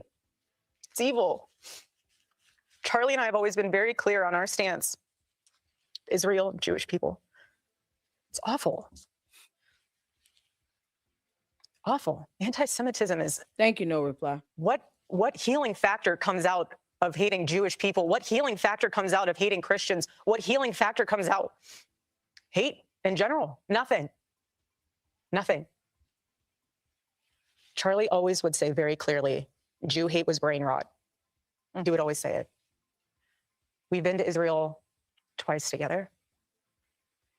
And to be able to walk in the place where our Lord walked and see the Bible come to life in Technicolor, how could you hate that place? How could you hate the Jewish people? Why? Because you need to fulfill a conspiracy theory? I'm wrapped in, people say I'm... Thank you, no reply, for posting that information. So you guys can see there what was said and done. There you go. Thank you, no reply. I'm a part of conspiracy theories all the time. It's sick, and it needs to stop. We are human. No one is perfect. No Christian is perfect. No Jew is perfect. No Muslim is perfect. We are broken, sinful humans in need of a Lord and Savior. And that's why it is so important to give your life to the Lord. Because once you do that and you fully surrender to the Lord, you have no room in your heart for hate. And so, sir, I am so sorry what happened to your daughter. I pray that does not happen, and I pray that that is something that we can somehow extinguish in this world. But we are living in enemy-occupied territory. And every single day we need to guard ourselves, guard our minds, guard our heart. And the best way to do that is reading God's word. And you cannot separate the Old Testament from the New Testament. You cannot. You cannot. Bob, do you want to ask a follow-up? Is there anything specific that Turning Point can do to combat anti-Semitism? Yeah, so we are on all of our college campus and high school campuses. We have these conversations. And our students understand exactly my heart and Charlie's heart and the sentiment of everything I just said. We have Shabbat dinner happening at AmFest. We have individuals in our chapters who are Jewish. We have people that are going to be having booths. We have an exhibit hall at AmFest that are Jewish, that have Jewish organizations. The only way to combat evil, just like Charlie did, is with dialogue and not being afraid to do it. If you have these things that are being said, you need to counter it with the truth. And if you don't, there's a void and a vacuum. And so even though they're a small number, they get louder and louder. So we need to do our best, which we're doing our part. We're going to continue to do our part to make sure that the truth is always heard. We'll amplify it even more. And we're going to do the best we can, but we need the whole community. We need everyone in on that. Bob, thank you so much. I want to talk about discernment. Yes. Okay. Being able to separate truth from lies, reality from unreality. A 22-year-old man named Tyler Robinson has been arrested and charged with the murder of your husband. And yet there are a huge number of conspiracy theories, you might call them brain rot, that are spreading right now online about the actual story behind the reality. One, people say that Tyler Robinson was actually a MAGA Republican. Or two, some people say you were actually a Mossad agent sitting in front of me, and you were Charlie's handler, and Israel killed Charlie. Right. Other people say that a number of men in the crowd were wearing maroon T-shirts, and this signifies that his killing was an elite airborne operation, whatever that means. They say that the rings on your fingers, which are My kids' your initials, kids' initials, my wedding band, the Medal of Freedom, my engagement ring. but apparently they symbolize some kind of secret plot. There's also a new theory that Egyptian aircraft have been tracking you. What is going on? Why are there so many conspiracies spreading about what seems to be a pretty open and shut case? This is the first time that we have seen evil on display where we have social media at our fingertips. Thank you. Something so evil that happened, people are wanting answers immediately. They are wanting to figure out how to wrap their mind around this. Egyptian planes. Do you, but just, no, do you believe that Tyler Robinson murdered your husband? Yes, I do. Why do you think it is so hard for so many people to believe that reality? Because it's too simple. Again, everyone always has to think there's more to the story. Well, sometimes there's not.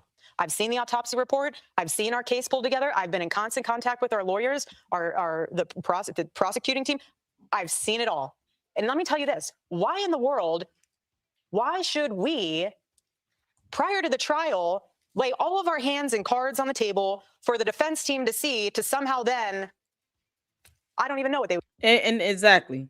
And I have to pause to give commentary because otherwise it's no different than the other video where I posted this full interview without commentary. So if you don't want to hear my commentary, have a great day. But this is going back to the 3 to 4 months where Candace is talking about, oh, I'm going to find out who the real shooter is, the real killer is. It's my life's mission to find out who assassinated Charlie Kirk. Okay, so it's been 3 months. Who's the killer? Perhaps she's given a name and a photo and we missed it. 1, 2, no one owes Candace Owens anything at all. 3, if she doesn't trust the feds, she shouldn't want to even know what they have. She should not want to talk to them. For her to make that demand, they should be wanting to call me and talk to me. I thought we'd be able to do this investigation together. First of all, Candace is not a licensed or certified investigator, period. Not to handle a murder investigation. If I say I'm researching information, I'm going to leave it at that. I don't want to muddy the waters to put it out there just for the matter of integrity to say I'm investigating something, because naturally people are going to think you have the credentials and the skill set and the experience and training to investigate, because that should be taken very seriously. Asking questions is not investigation, it's asking questions. It's an inquisition or deposition even. Doesn't indicate you're investigating either, simply because you're asking questions. But Candace is still asking who killed Charlie Kirk. Why? She's supposed to be the one answering that question, not asking it. That means her research should have been getting her evidence and information to lead to a killer, to a shooter. So why hasn't she told us who the shooter is by now? What the hell has she been doing for 3 months? And why does she need anything from an FBI she doesn't trust? Why would she want the evidence? Let me see if I can keep it as plain as possible for the people in the back that worship the ground Candace walks on. Why would you want any evidence or documentation from the FBI when you don't trust them? I would love to hear viable answers on that. If I don't trust McDonald's French fries, why would I go and buy and eat them? Why read information if you don't trust the source that it's coming from? I literally just asked that question 2 different ways and gave an example. If you don't trust that a floor is stable, why would you still walk on top of the floor? If you don't trust that there's a bottom of a well, why jump in the well? I mean, I can ask this so many different ways. Why ask the FBI to work with you on anything if you don't trust the FBI? Why even want to be bothered with them? Can someone answer me that? Give me a viable answer here. If you don't trust the FBI, why do you want to talk to them? A sensible, viable answer on that. That's just a simple question. If I say I don't trust the IRS, why would I expect them to handle my taxes? I'm just throwing out an example. She doesn't trust the feds. And she said that. As a matter of fact, she said that and spoken on behalf of her cult. We don't trust the feds, because these pronouns she keeps using. So why would Candace Owens and the Candy Ass cult members want the feds to do anything? Give them information, to talk to them. Why? It's a question. Why? Why? You don't trust the feds. They don't like Kash Patel. Kash, Cash, I don't care. They said Patel. They don't like the FBI director because he's the FBI director and they don't trust the feds. They don't trust the FBI. So why want to talk to them? Who talks to people they don't trust like that? Who goes out their way to say they could be working with me? Why would you want them to? You don't trust them. Why? You don't need to talk to them. You don't talk to someone you don't trust, right? Wouldn't that be common sense? Common sense says, I'm not going to talk to the FBI, especially if she doesn't even have to, because she's not a part of this investigation. Candace Owens is irrelevant and insignificant regarding the investigation. They don't owe her anything. She's not a witness. She is irrelevant. So if she does not have to talk to them and she doesn't trust them, why would she want them to give her evidence that she's not going to trust or believe? She's not going to believe it. So why want it? Why desire it? Simple question. She doesn't trust what they give her. So why would she want to talk to the FBI? Exactly. It's a hypocrisy for me. Don't ask them to give you evidence if you don't trust it. It's just a formality. It's let me just get stuff from them so that I can go on my show and dog it out because I don't trust it either way. Why take it in the first place? You know you're not going to trust it.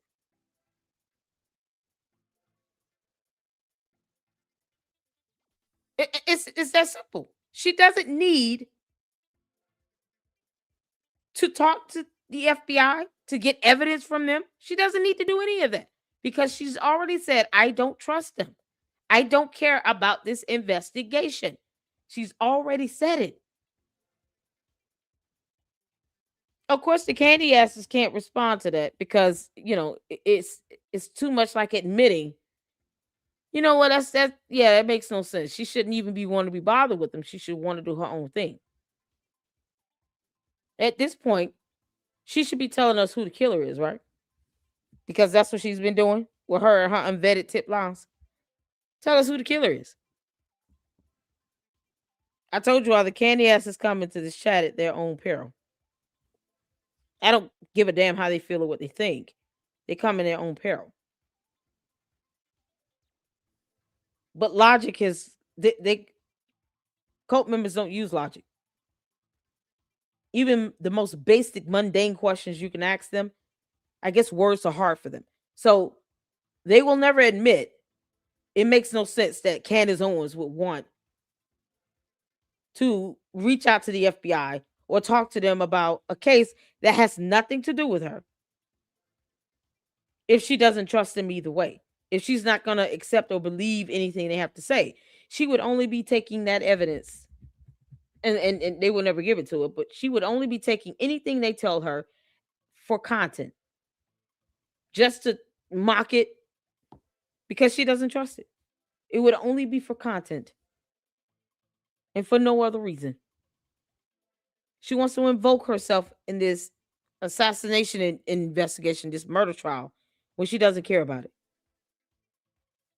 She could see her ass out of it.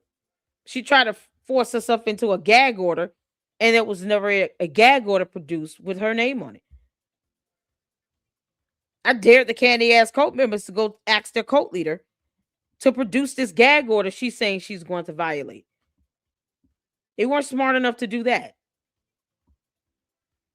Trust me, when I say I don't care about how cult members think, I don't. They weren't smart enough to go and ask her, can you produce this gag order you're talking about violating? Because it didn't exist. She tried to invoke herself into a protection order that had nothing to do with her. That is how desperate she is to try to be a part of this. And she's mad because they're rejecting her and her idiocy and her cult following, because no one owes them anything. I told you, enter my chat at your own peril. Would do with it. But what I will say, and I want to get on the Egyptian plane thing, we'll take a flight on that for a second. What I will say is what I'm worried about, and I'm fascinated, just from a legal standpoint, to see how the United Healthcare trials pans out. And I say that because this is the first time where we are seeing the implications. You're talking about Luigi Mangione. Correct. I prefer never to say any of their names. They do not even deserve the ounce of oxygen and breath out of my body. But what I mean is it's fascinating to see how social media will impact that court case, just how it might impact mine. Are you nervous he's not going to get a fair trial? I'm nervous that there could be, they'll say we can't find a fair jury. Like they're going to taint the jury pool. And in that case, that's how widespread you think these conspiracies have gone. Yes. That's how mainstream they become. Okay. Egyptian planes.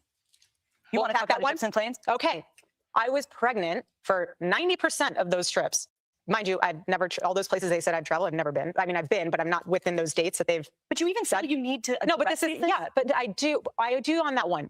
Only because, from a humor standpoint, I intentionally, when I was pregnant, hid. Not because I was embarrassed, not because I didn't want anyone. Yes, we did keep it very private, but it's because it was a moment very sacred. I was growing a human inside of me, my baby. The world that Charlie and I live in is very toxic at times.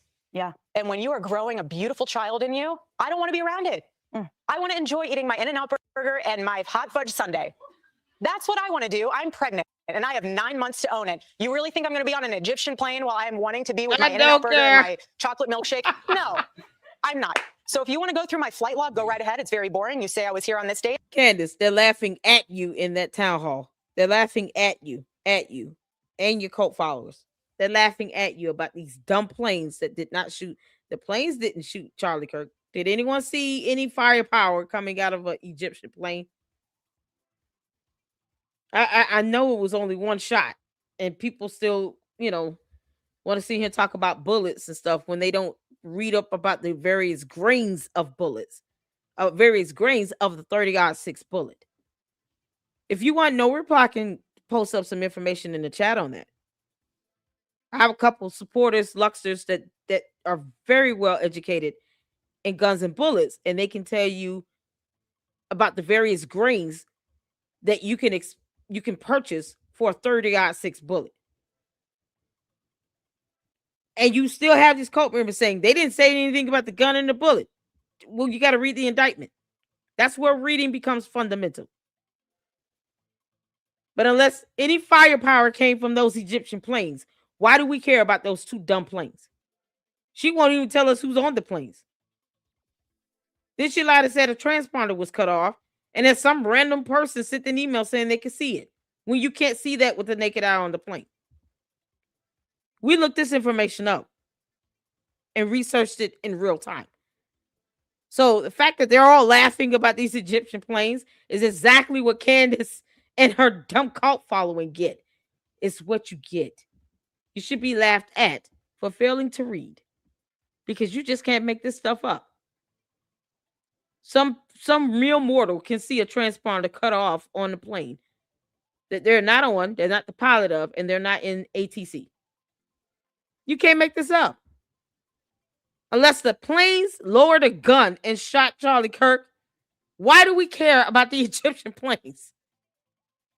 Unless the passenger on the plane got off, went to the campus, shot Charlie Kirk, got back on the plane, and flew away, why do we care about these stupid planes? She doesn't care about these planes. They're all laughing at her. They're laughing at Candace Owens, rightfully so. I have a photo in my phone to Can't prove make that I this up. actually was in the hospital because I was having contractions. So game on. The podcaster Game Candace on. Owens, okay? At one I time, gotta go back a and hear friend that of again. Charlie's. At one time, That's how we do in the Lady Luck Club. If you don't like it, we did keep it very private. But it's because it was a moment very sacred. I was Game growing on. a human inside of me, my baby.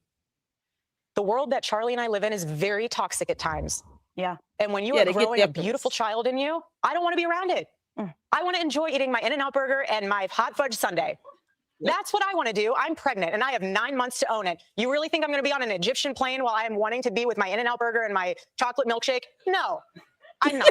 So if you want to go through my flight log, go right ahead. It's very boring. You say I was here on this date. I have a photo in my phone to prove that I actually was in the hospital because I was having contractions. So game on. She said, help, I wasn't even there to be on no plane. I was in a hospital having contractions because I'm pregnant by the man you really want. Candace Owens is so jealous and envious of Erika Kirk. It's not even funny. It's pathetic. You know, I don't want to have to worry about a basic instinct type of action happening because Candace done snapped and she forgot George Farmer is her husband and she's got 4 kids with this man. You can't make this up. Boys Club has not told his wife to make a sandwich yet. the podcaster Candace Owens, okay? At one time, a friend Here of we go. Charlie's, at one time, an employee of Turning Point. She has been one of the main peddlers of these conspiracies, and she is making a huge amount of money on it. She is building her business off of these lies. What do you want to say to her and the other people that are putting these lies out into the world right now? Kick rocks. Stop. That's it. That's all I have to say. Stop. Okay. The next question comes from a person who may be familiar to you, Erika, because Charlie interviewed him for his show last August. Rob Henderson, to you. Thank you, Barry, and thank you, Erika.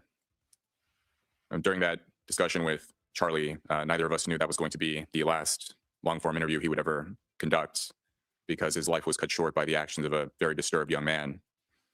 As someone who admired Charlie's ability to offer young people a productive and optimistic path, I wanted to ask, how should the conservative movement think about cultivating leaders and role models for young men? And how can it continue offering them a constructive alternative to the toxic currents Charlie so astutely criticized? It's a great question. First of all, your interview was amazing. It's one of my favorite ones to look back on. Charlie connected with you very well. And I can always tell when he does on his show, I've always watched his show, and I could always tell because his questions and his engagement would shift. And he always loved that conversation with you. As the CEO of Turning Point USA, it is my responsibility to make sure that our youth is in good hands. Our chapter leaders are amazing. And there's some leaders within those groups you guys have not even seen or heard about yet, but you will one day, and you'll be blown away because they are amazing kids. We had 2 of them at our gala event this weekend, and they spoke in front of our donors. It was the first time I ever met them. Phenomenal kids. Not only are they smart, they have a heart.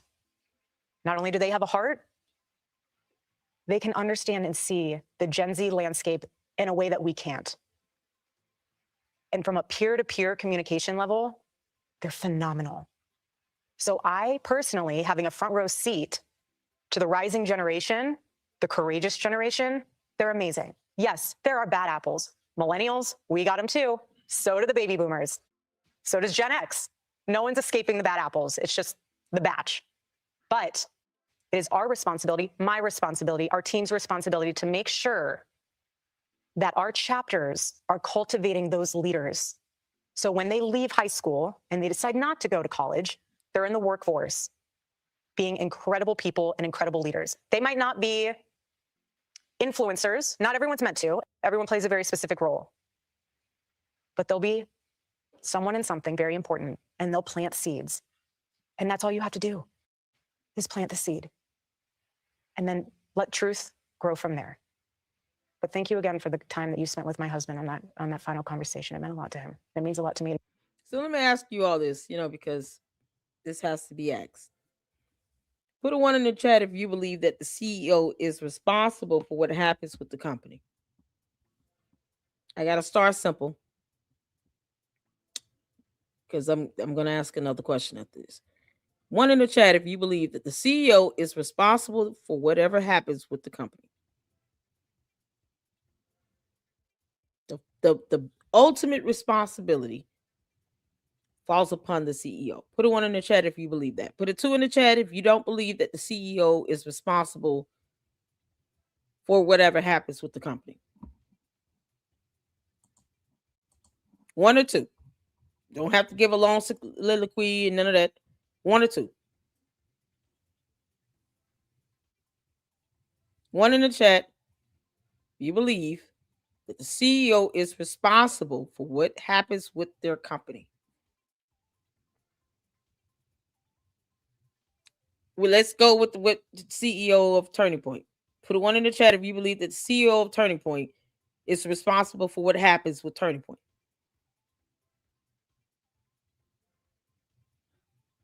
Just 1 or 2.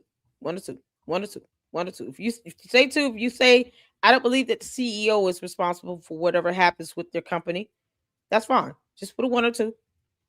1 or 2. Okay. So if you believe that the CEO is responsible for whatever happens with their company, why is it? No, let me ask this. Put a 1 in the chat if you believe that the CEO has the right to defend her company, the employees, the board.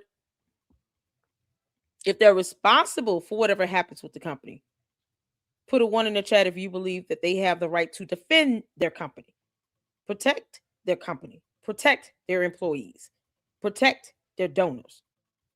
So if they're responsible, do they also have the right to defend and protect their company and their employees?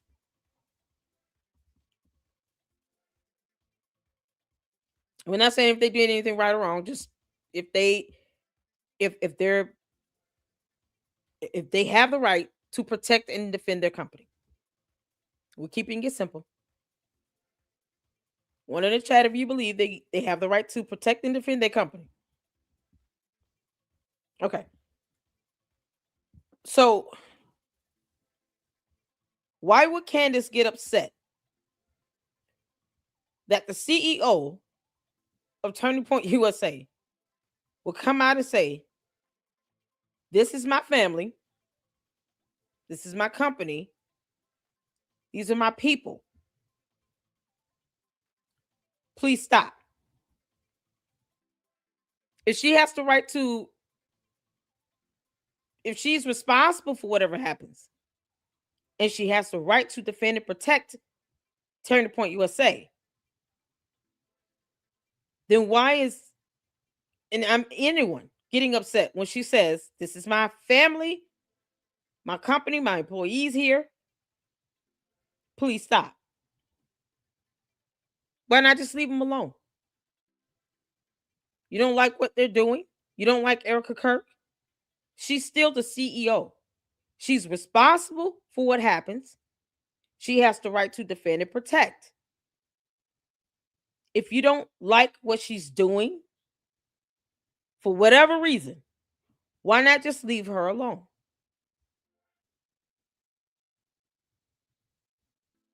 Why not just leave her alone?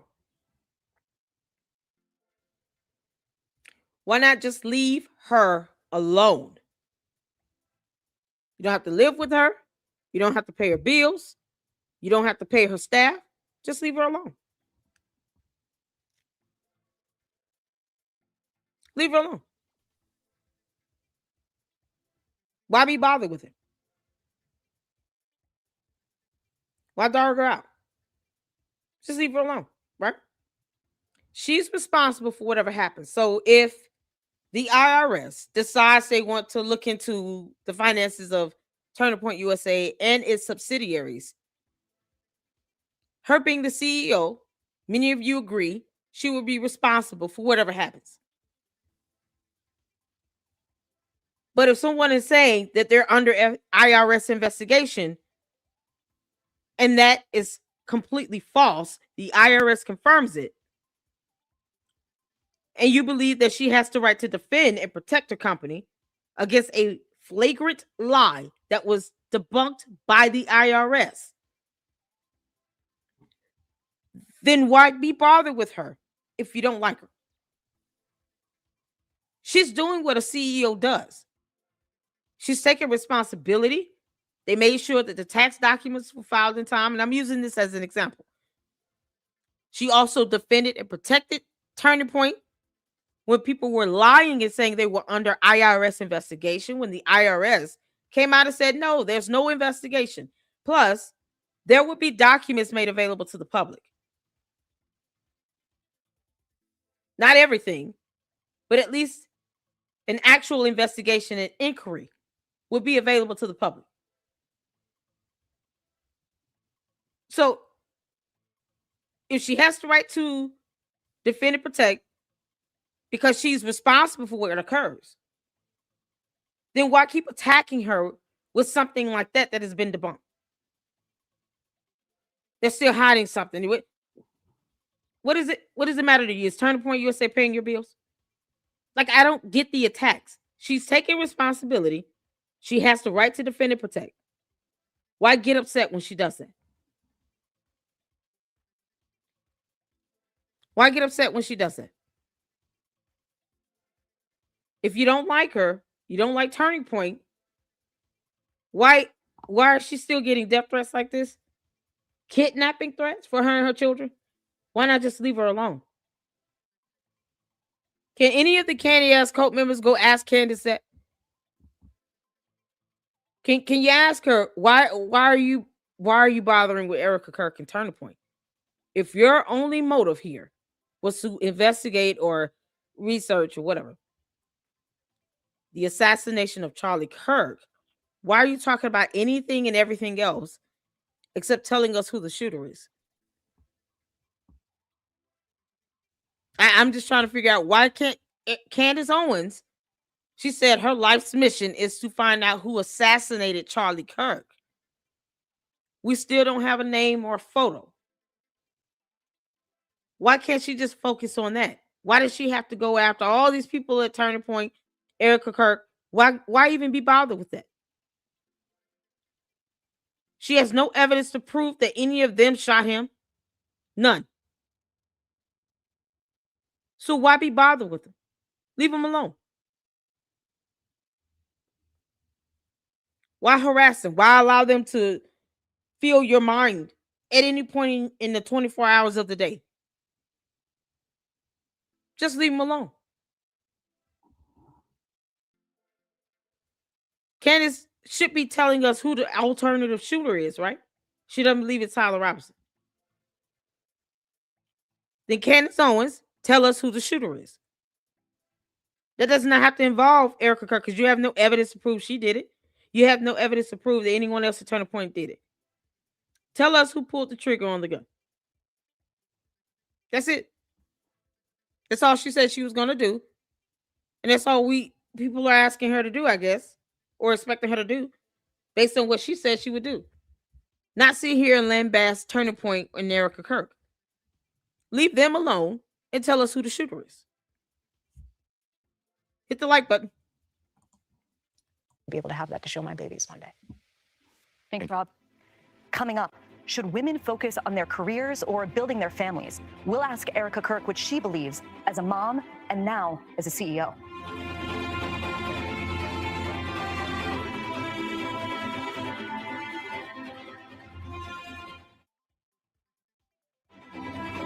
Welcome back. Erika, Charlie's last book, it wasn't about politics. I don't care if she loses a follower. I don't care if she gains one. That's irrelevant to me. I don't care. That's simple-minded. I've never cared. That's why I don't understand why cult members keep coming over here confirming she's doing these things for likes, views, money, and clicks. This has nothing to do with a following. She could just leave them alone. I don't care if she loses a follower or not. It's a cult. I don't care if she loses a cult member. People in a cult have to come out of a cult on their own anyway. I'm not here to change the minds of anyone. That's never been my goal. I don't care if you continue to worship the ground she walks on. If you want to be a cult, I don't care. You don't pay my bills, so I don't care about that. I put out facts and information and the truth. Candace said she was going to tell us who assassinated Charlie Kirk. Why can't the cult members hold her to that? That's it. That has nothing to do with her gaining or losing anything. I don't want cult members over. I really don't. So even if you love her cult, you just go to another cult. I don't really want them over here. Not to sit here and idolize and worship anyone. Like people who enjoy reading and they still believe that facts are facts and laws are laws. Cult members are exhausting. You can't make this up. They're exhausting because they don't want to tap into a reality where things make sense. They don't even want to use logic and common sense. I don't care about the views, her views, subs. That's what she cares about. And that's what comments like this, it reinforces the fact that Candace Owens truly cares about views, likes, subs, clicks, and money. You're literally debunking her with this nonsense. And the last time I checked, I mean, if you're a cult member, you wouldn't want to speak against the cult, right? You would not want to show dissent. Cult members, they go out and they prove Candace wrong every time they post comments like this. It's funny to me. Politics. It wasn't about policy. It was about the Jewish Sabbath, which he kept for 25 hours, starting sundown on Friday night through sundown on Saturday night. What made Charlie so passionate about this subject? He was on the verge of burnout, and he thought to himself, what can I be doing? And he always loved the 10 Commandments. And then he saw it, honoring the Sabbath. And he realized that if you don't, this one commandment, this one, if you don't honor it, you're the one who misses out on the gift, not God. Are you keeping it? I'm trying my best. Is it helping? It is. I feel close to him. I break it apart, though. So instead of a full 24 straight, I'll break it apart only because my mom's sick and I need to be available because I'm her medical power of attorney. So I need to be available if something happens. And so I make it what works for me. But that's what was so beautiful about that. Charlie wasn't legalistic about it. He's like, make it your own. Erika, you have made a lot of comments that a lot of people have noticed about women, suggesting, you know this, right? Suggesting that women should get married young, that they should have children young, that they should prioritize family over their careers. And at the same time, you are now doing both. You now have 2 young children, I think both under the age of 3. And you're the CEO and chairwoman of Turning Point. Swear that for us. Some people look at you and say, you know, she's trying to make it a binary choice. You can be the trad wife or the girl boss, but look at her. She's having both. What do you say to them? Right. Well, I didn't ask for this. Obviously it's a blessing that I view it as a blessing. It's a duty to my husband. But I was very happy being a stay-at-home mom. There's nothing wrong with being a mother. There's actually more beautiful and emotional and powerful job title, if you will, being a mother. And for me, I experienced what it was like living in New York, living that boss babe culture. But when I met Charlie and we had our babies, I was in it. That was all hands on deck. I would take that world in a heartbeat. Always. But you know what? There was never any daylight between Charlie and I, and his mission was my mission. Don't tell mamas what to do. Mamas have allowed free speech to flow. And I always say this because, you know, the cult members, they keep copying and pasting the same comments over. That's why a lot of them I don't even post up because it's repetitive. They're not thinking outside the box. They say the same old thing. If my master saying to keep it civil and respectful, do that. Because just like you think you have the right to free speech, we have the right to not read your BS. You see how that goes? Communication is a two-way street. Who said we're forced to read your nonsense? No one. But if you can't keep it respectful on my platform where I'm the queen of this, then you could, when Candace goes live tomorrow, you can rip a whole new hole in the ozone layer and just let it all out. Because I know the cult members gotta release it somewhere. They gotta go back to their safe space at some point where they can just keep recycling and copying and pasting comments so they can feel important again and feel loved.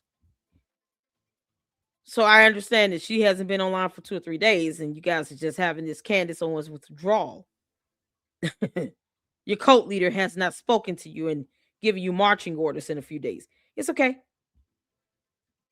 But don't ever think that we're obligated to read your nonsense simply because you're exercising free speech. We have the right to not see it. That's how that works here. So if it's something that's inappropriate, if she's saying to calm down and be respectful, then do that. This is what baffles me. You sit here and say you care about Charlie Kirk because Candace claims she does when she really doesn't. And he talked about free speech. He talked about having communication. And the Candy ass cult members don't do that. They just copy and paste and say the same thing over and over, or they're using all caps, exclamation points. They're yelling. They give out racial slurs and derogatory statements. That's not normal communication here. You're not having a dialogue. You're not asking questions. And it's not even thought-provoking. You say whatever and then say, oh, you should just read my comments because it's free speech. No, I don't have to read it. That's not how that works. I've been posting up comments from anybody that's respectful and at least something different. But don't ever think that my mods have to allow you to say whatever you want. They're telling you to be civil and respectful and expect us to just read it. No. You're in my chat. That's being recorded. That's why I said the candy asses come here at their own peril. It's funny how you think you can dictate my chat and then want to talk about free speech. My moms have instructed to be civil and respectful. Do that. These are things that Candace won't say about her cult members. She doesn't care about them. I care about my mods over here. Don't attack my mods. So stepping into this role is not so much a job title. This is not a 9-to-5 for me. This is something that I'm very passionate about because it's still a remaining breathing version of my husband, this Turning Point USA. So this organization is not just a company to me. And the staff and employees are not staff and employees, they're family. And so for me, it's a lot different and a lot deeper than a career. This is very personal. But yes, it is hard. But at the same day, it takes a village. And I have one heck of a village. We have a woman here that has a question perfectly calibrated to this part of our conversation. And I want to hand it over to Isabella Reggi. Thank you. And Erika, you and your family are in my prayers. Thank you. I'm a 26-year-old Christian woman living in New York City. I would like to stay here long term, but I wonder whether it's sustainable. Do you believe there's a place for women like myself in modern cities who care about having a career, but also marrying a like-minded Christian conservative man? Well, yeah. So it just depends on where you're looking. You know, if you're on the apps, I don't know if you're on the apps. I don't know if... I'm not going to ask you your personal journey. But what I will say is when I lived out here, I was here for 5 years. I never dated here because I saw vicariously through my roommate how terrible it was. Somehow getting drinks was the replacement of having coffee and breakfast. I personally would rather have coffee or brunch with someone than go, I don't drink. I find it unproductive, not because I'm holier than whatever. I just don't operate that way. But I always thought it was very strange how she would go to drinks with one guy and then go to dinner with another. So it goes twofold here. So if you're expecting to marry someone that I was blessed with, like a Charlie, you have to be the type of woman that will attract a Charlie. Are you going to church? Are you going to Bible study? Did you tell your pastor that you are ready for the Lord to bring into your life the man that you've been praying for? You yourself need to be prepared for that man, and only you will know how to do that. Does that mean staying out and going out with the girls? I'm not saying you sit on your couch and all of a sudden he's going to knock on your door and be like, honey, let's rendezvous. Like, that's not how it happens. It's not. Granted, I've seen this same comment 4 times from 3 different profiles. That's what I mean. I'm not even, I guess it's the listening skills and the reading comprehension that lacks. Why copy and paste the same thing? I'm just asking for a little creativity here. I've read the same comment 3 or 4 times from 2 or 3 different profiles. Good grief. They can't even pretend like they're not thinking like a cult member. You're saying the same exact thing as the other people that have said the same question and gave the same comment. Any questions you want to ask about what you're hearing from this town hall? I'm not obligated to read your comments. You don't run this. It's that simple. Any questions about what's being said at this town hall? They literally copy and paste the same crap. It's unbelievable. Be creative. Be yourself. If you know how to do that, be original and be yourself. My situation was a little different. I went to it. You went to a job interview. Literally. So this is how good the Lord is. He It's knew laughable. that because I was not dating in New York City, he knew that in order for me to know that that was my man, he had to blanket Charlie as a job interview. Because if that went in, no joke, if he came to me and said, hey, let's go on a date to Bill's Burgers, I'd be like, I am so sorry. Thank you, but no, we're not doing this. That was my mindset. I was not in that headspace. I just wasn't.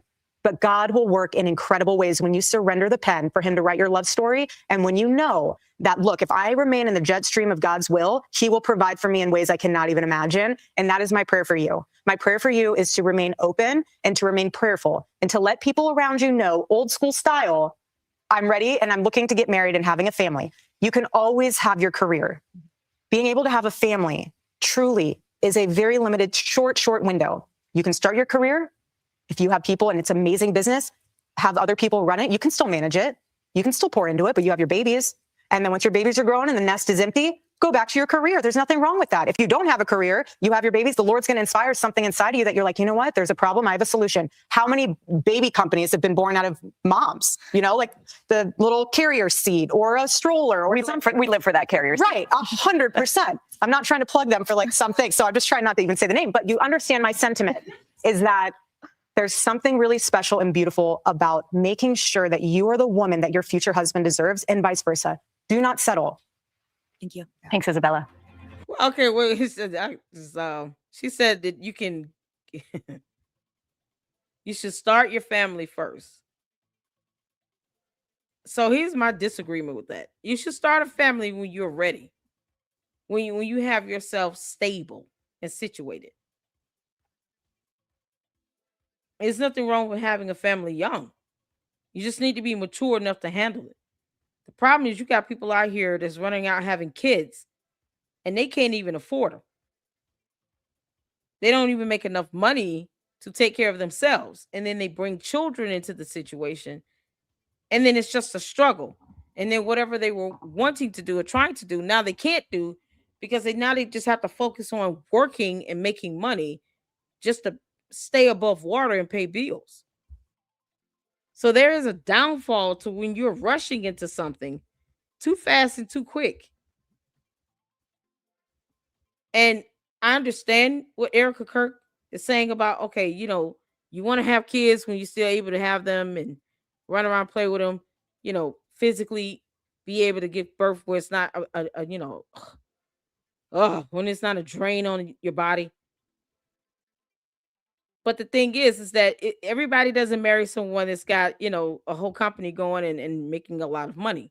Or they're pretty wealthier. They're comfortable at least to where they can be a stay-at-home mom. Some households have to have 2 working adults. And then depending on how much your kids eat, the children may have to get little summer jobs to help buy clothes, shoes, or something like that, or at least groceries. You have people who have 2 parents working, still trying to manage. Because maybe they should have taken a couple more years, went to school, or got a trade so that they can establish a career. A career is something that doesn't come overnight. You can get blessed with an idea and it just goes viral. But that's not realistic in every family household. I'm not attacking Erika Kirk. I'm just giving my opinion on that. I don't agree you should just do it simply because you're young. Do it because you're ready. God also has the ability to bless you at 30, 35, 40 years old to have a family and have a child too. And it's still not too late. You still have time. So the idea that you need to do this young, I don't think that should be the sentiment. It should be when you're ready and when you're stable. If you do it too fast and you're not ready or stable, you find yourself in a situation where you're struggling. And why should you bring kids into a struggling marriage, into a struggling household like that, when you could have waited, got a career, got some stability going? And if you don't have, a husband bringing in 6-7 figures every year, then understand you have to do what's best for you and your husband or your wife. Y'all have to do what's best for your household.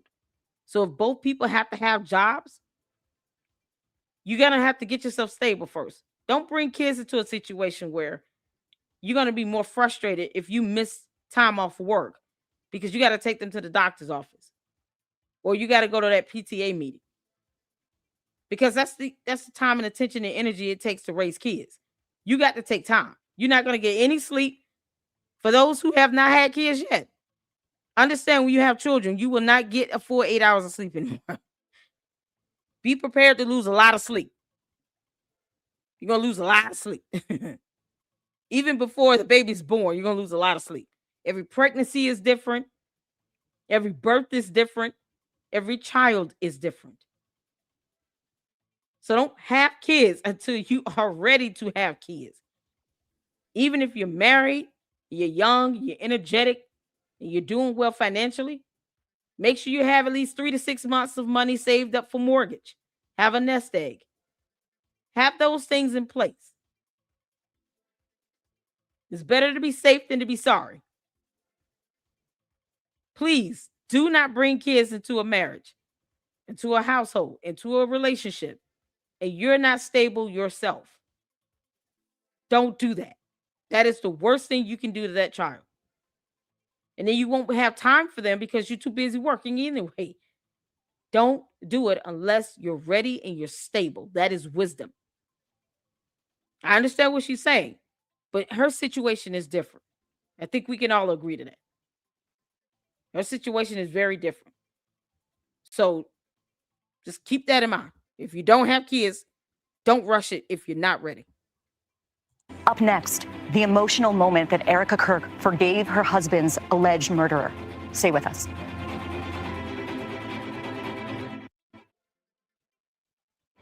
I forgive him.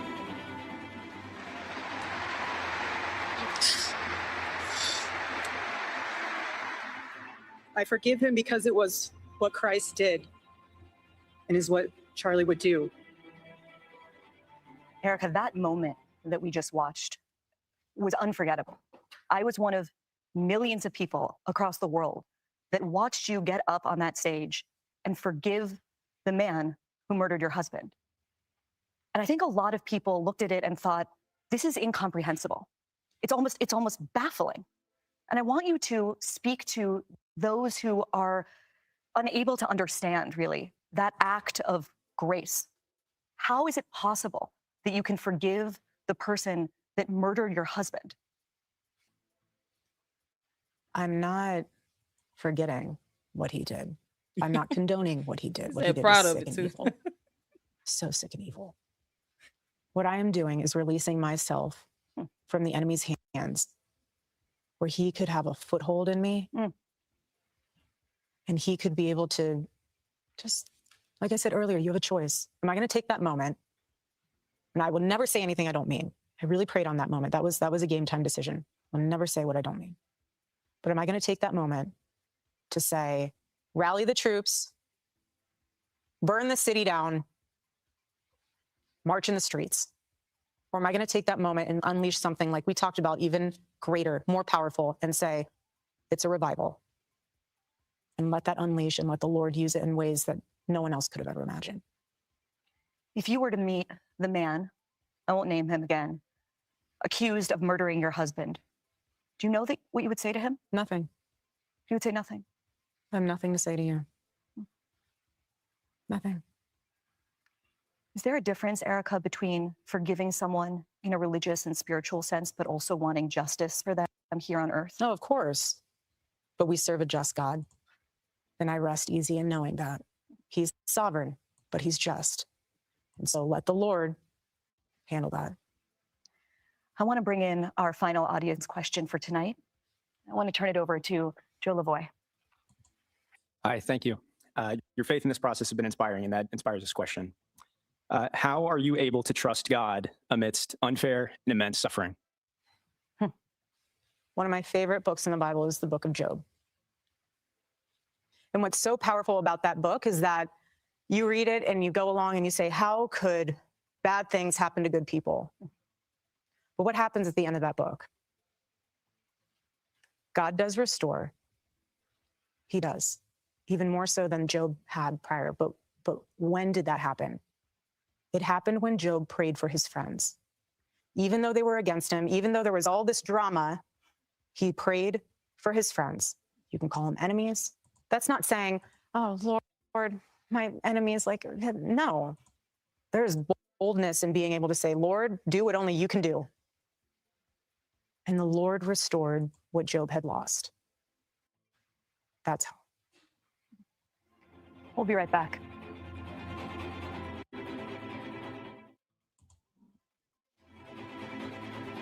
I want to thank Erika Kirk so much for joining me tonight.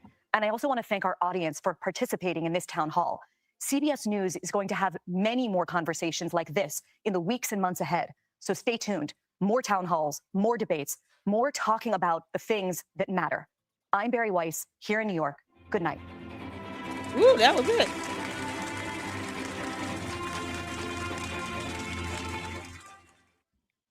Tomorrow night, I'm happy to tell you. So this is the interview that was done by Barry Weiss on CBS Mornings.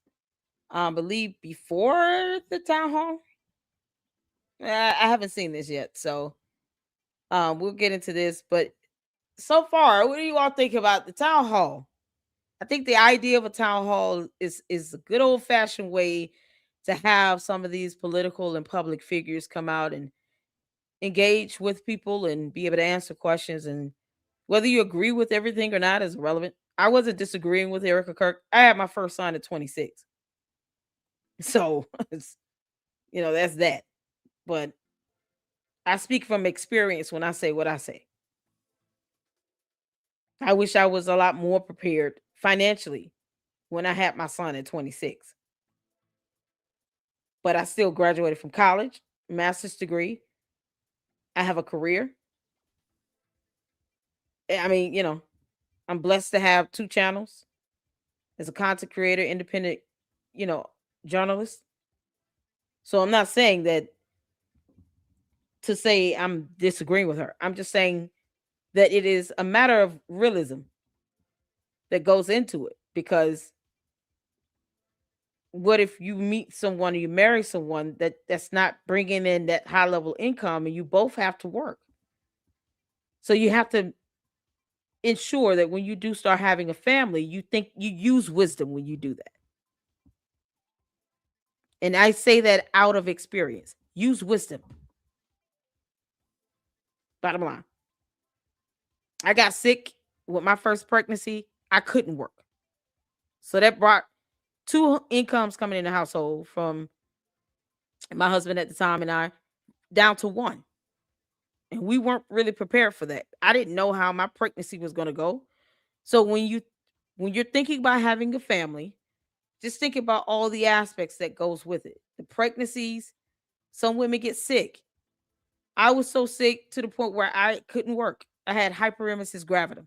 If you don't know what that is, it's a very severe form of nausea and vomiting. So I was out of work the entire pregnancy, then had a C-section, and then didn't get a job until my son was almost a year old. All of those things are unexpected, but you want to be as prepared as possible. So when you do have a family, use wisdom. Make sure you're prepared. I say this from experience. not to negate or to downgrade or to knock anything that Erika Kirk said. If I would have married someone that had 7 figures come in, it probably would have been a lot different. But because it did affect our household, it affect our finances. Sometimes those things happen. You don't plan for. Who plans to be sick the entire time they're pregnant? Some women are able to still work while they're pregnant. I wasn't. So all I'm saying is, if you don't have kids, just think about making sure you have a nest egg up just in case, because you don't know how it's going to turn out. We're all created differently. So everybody's pregnancies aren't going to be the same. You can have multiple kids. My pregnancy for my oldest son was totally different from my youngest son. It's like night and day.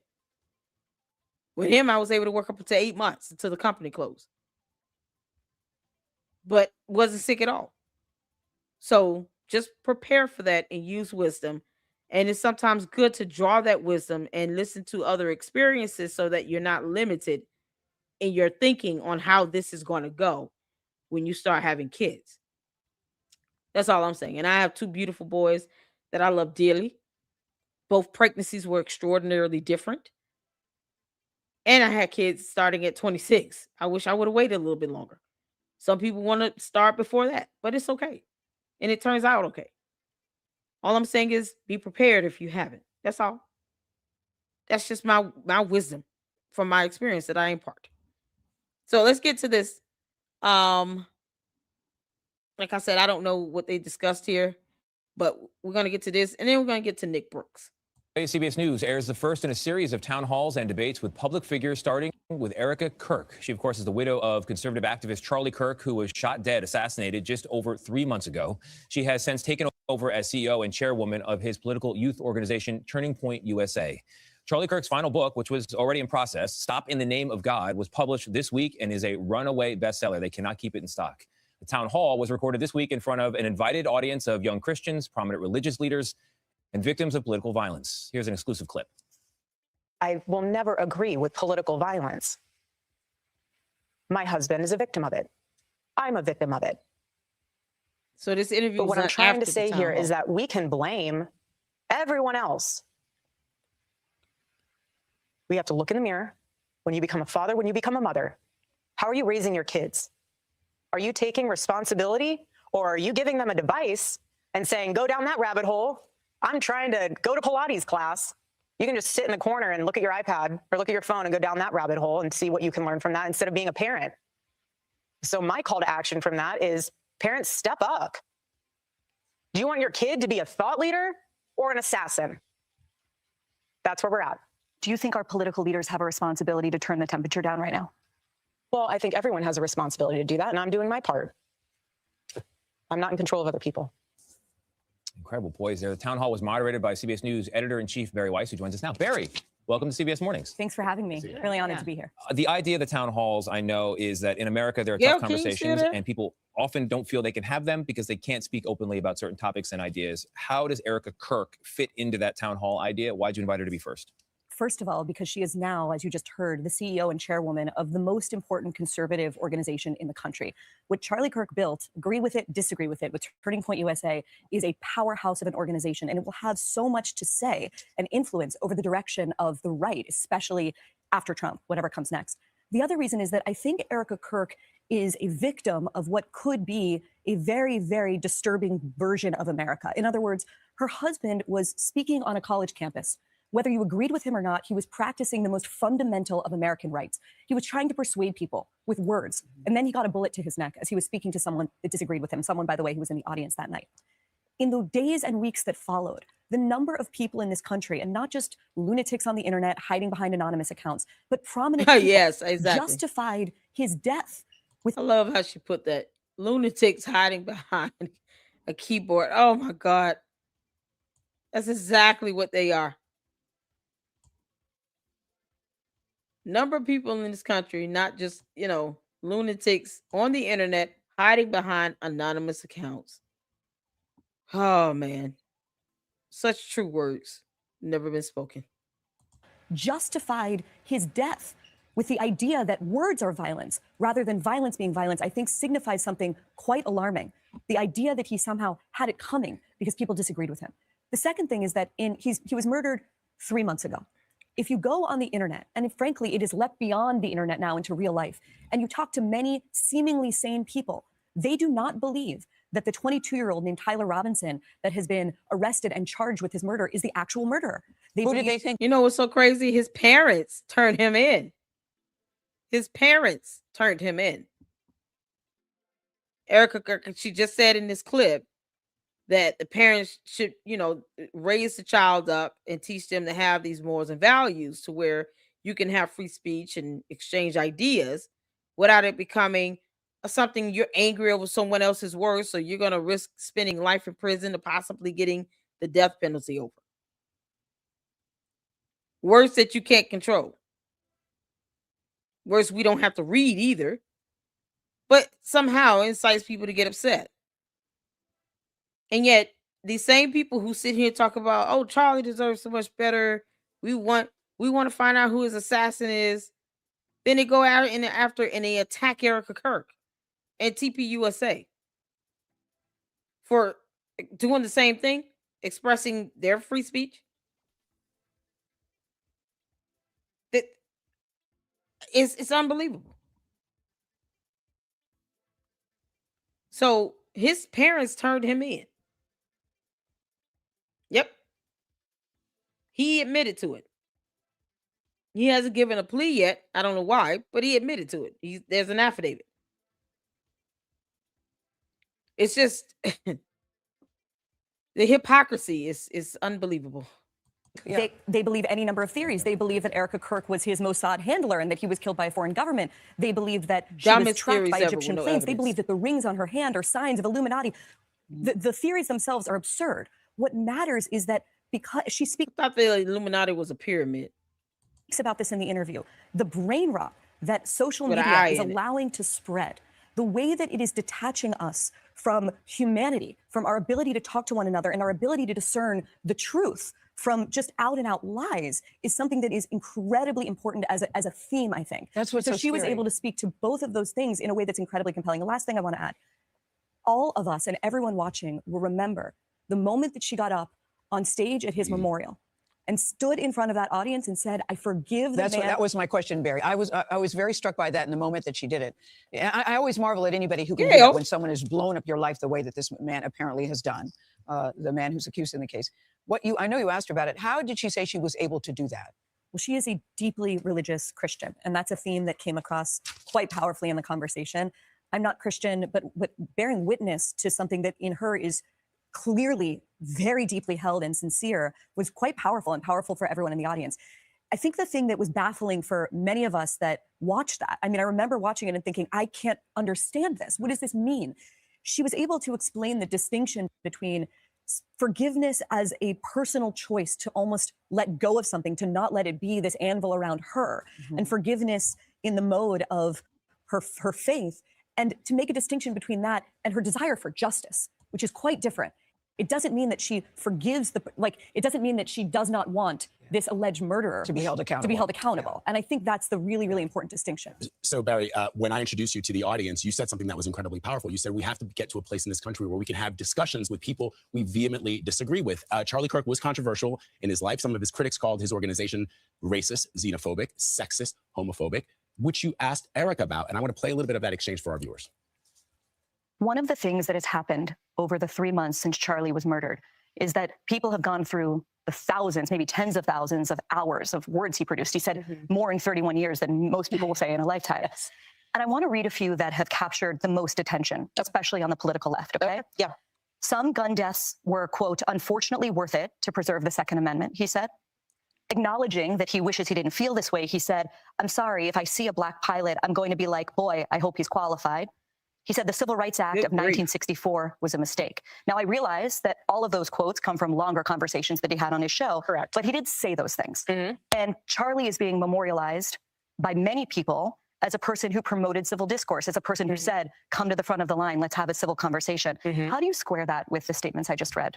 I would love for everyone to be able to watch the full and entire clip of what he said.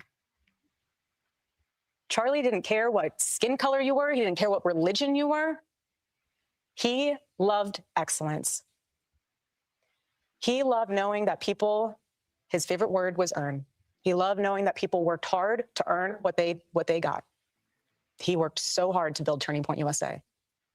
The first statement you meant about guns and shooting, I have no idea the context of that, and I have no idea that whole, there's a lot more there than just that one little sentence. My husband is not to be deteriorated to 2 sentences. He's not.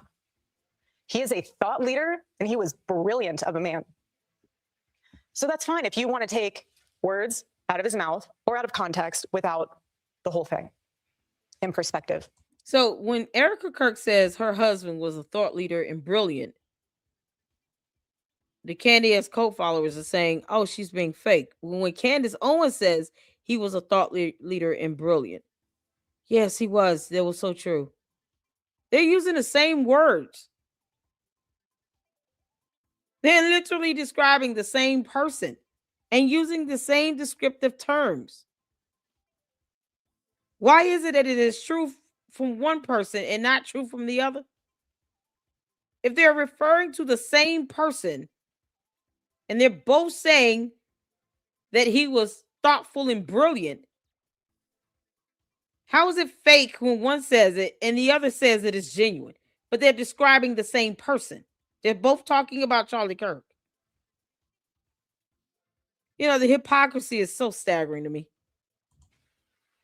But that's the problem. And stupid. The hypocrisy is stupid. Barry, what do you say to those who argue it's harmful to platform a guy like Charlie Kirk, Turning Point USA, and even his widow, even though she's grieving? Some critics have addressed that with you. Yeah, I mean, I just fundamentally disagree with the idea that we shouldn't be able to speak across divides. That doesn't mean that there are not lines.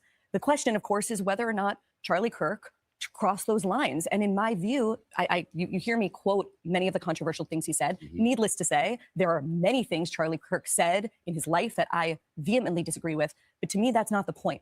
The point is that we are walking into an abyss as a country if we accept the idea that words are violence, but violence, if directed at the right targets, is acceptable. I fundamentally reject that worldview. The entire point of our democracy, the whole premise of it, and as we're entering our 250th year, is that we solve our problems by persuasion. We solve our problems by talking to one another. We don't solve our problems by shooting one another in the neck, as happened that day at that Utah college. And so, to me, especially as we're living in a world where you can live next door to someone, and if you have different things on your social media feed, you can live in a different reality. And so the point of this conversation, even if it makes some people uncomfortable, even if they disagree with some of what they heard on stage, I disagreed with some of what I heard on stage. The point is that, like, that's the whole nature of the democratic process. And this conversation and this whole series that we're going to be announcing in the coming days, the point is to revive that in a moment where I think this country desperately needs it. It is more the than point. ever. And if you're watching the news on whatever channel you choose and you agree with everything you hear, you're doing it wrong. And second, if you're only getting those one lines as somehow a summary of a person's whole life or way of thinking, that's not true persuasion and that's not democracy. So for the fuller picture, Barry Weiss, thank you very much. I do hope people will watch that hour-long conversation. There will be more. There will be more. CBS News presents a town hall with Erika Kirk tomorrow night, 8, 7 Central here on CBS and stream. So let me ask this, because they said something about Illuminati. Y'all see Erika Kirk wearing a ring that looked like this? So she's wearing a ring that looks like this? Because I had to Google this right quick. I was like, what ring is she wearing with Illuminati on it? Perhaps I missed that piece of jewelry. Is she wearing a ring that has this stuff on it? I want to see the photo of it. Send me the photo of the ring she's wearing that has this symbol on it with all this stuff in it. This is their so-called official website here for Illuminati. I want to see a ring that has this on it specifically. Every single thing on here. All these symbols, everything, because this is their symbol.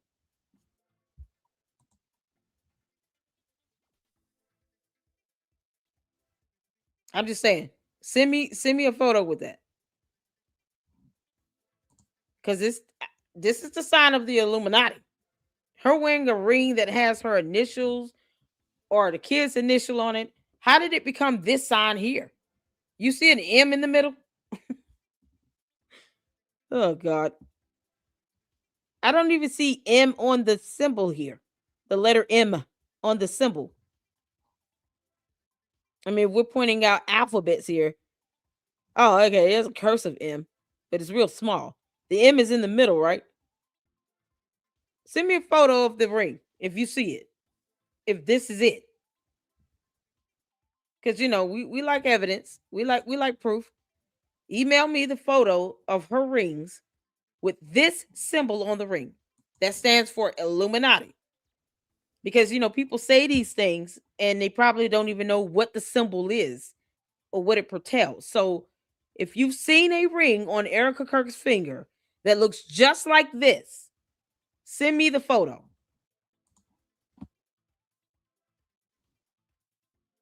Don't send me nothing else. I just want a photo of a ring that Erika Kirk wears that looks like this, the Illuminati symbol. This right here. Because I want to see that. I really want to see a ring with this symbol with all this stuff on it. If you're going to make the accusation, at least this is something that can be proven, right? You would be able to prove if she's wearing a ring with the Illuminati symbol on the ring. That's something that can be proven. That's not a theory. You can prove that. So send me the photo. I want an actual photo of her wearing a ring with this symbol on it. Because they're saying she wore a ring with the Illuminati symbol on it. Because for some reason, they make accusations and then, simple evidence can be presented to prove or debunk it. So I'm genuinely asking, send me a photo where you have seen a ring on Erika Kirk's finger that looks like this Illuminati symbol. Email it to me. All these little symbols over here, you got keys and a sun, something, another key and something else. This is the whole thing here. I want to see a ring with this symbol. Not just the triangle, all this. All this is a part of it. Because you can't make this up. You can't make this up. Just email it to me. LadyLuckClubLLC@yahoo.com.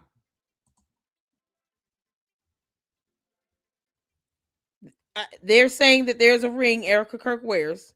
I don't know if you're new here.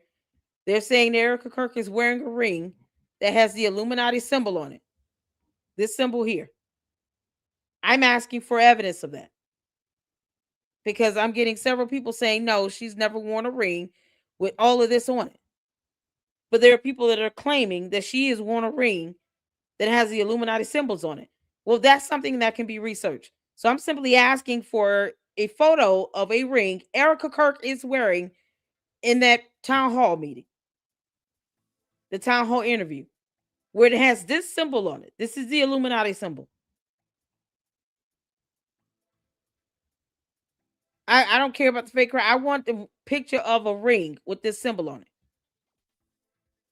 We stick it to one subject. Photo of the ring with this symbol on it that Erika Kirk was wearing at that town hall. I asked, did anyone see her wearing this ring? So I'll ask again for people that are coming in late. It's okay. Did anyone see Erika Kirk wearing a ring with the Illuminati symbol on it? This symbol here is the Illuminati symbol. Put a 1 in the chat if you saw it. Put a 2 in the chat if you're saying no. 1 for yes, 2 for no. If you saw it, I'm asking for a photo of it because I didn't see it. And I wanted to make sure I'm looking at the right thing. This is the Illuminati symbol.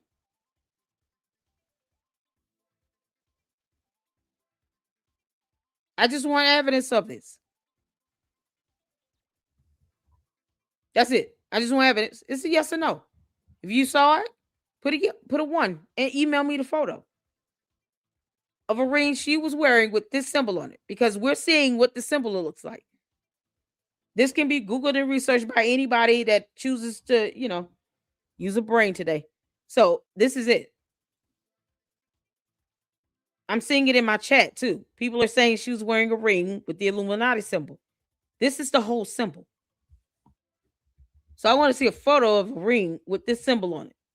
First of all, it would be impressive to put all those characters in a ring. Secondly, I'm just saying, if we're making this, if someone is going to allege this can be proven with a photo. Perhaps I missed the ring.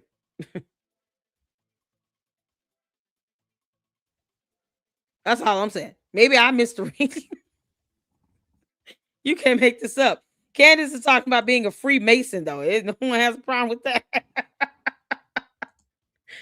How does Candace get to say she's a Freemason?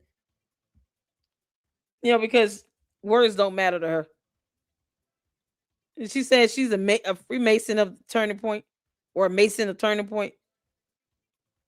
How is that not related to Illuminati?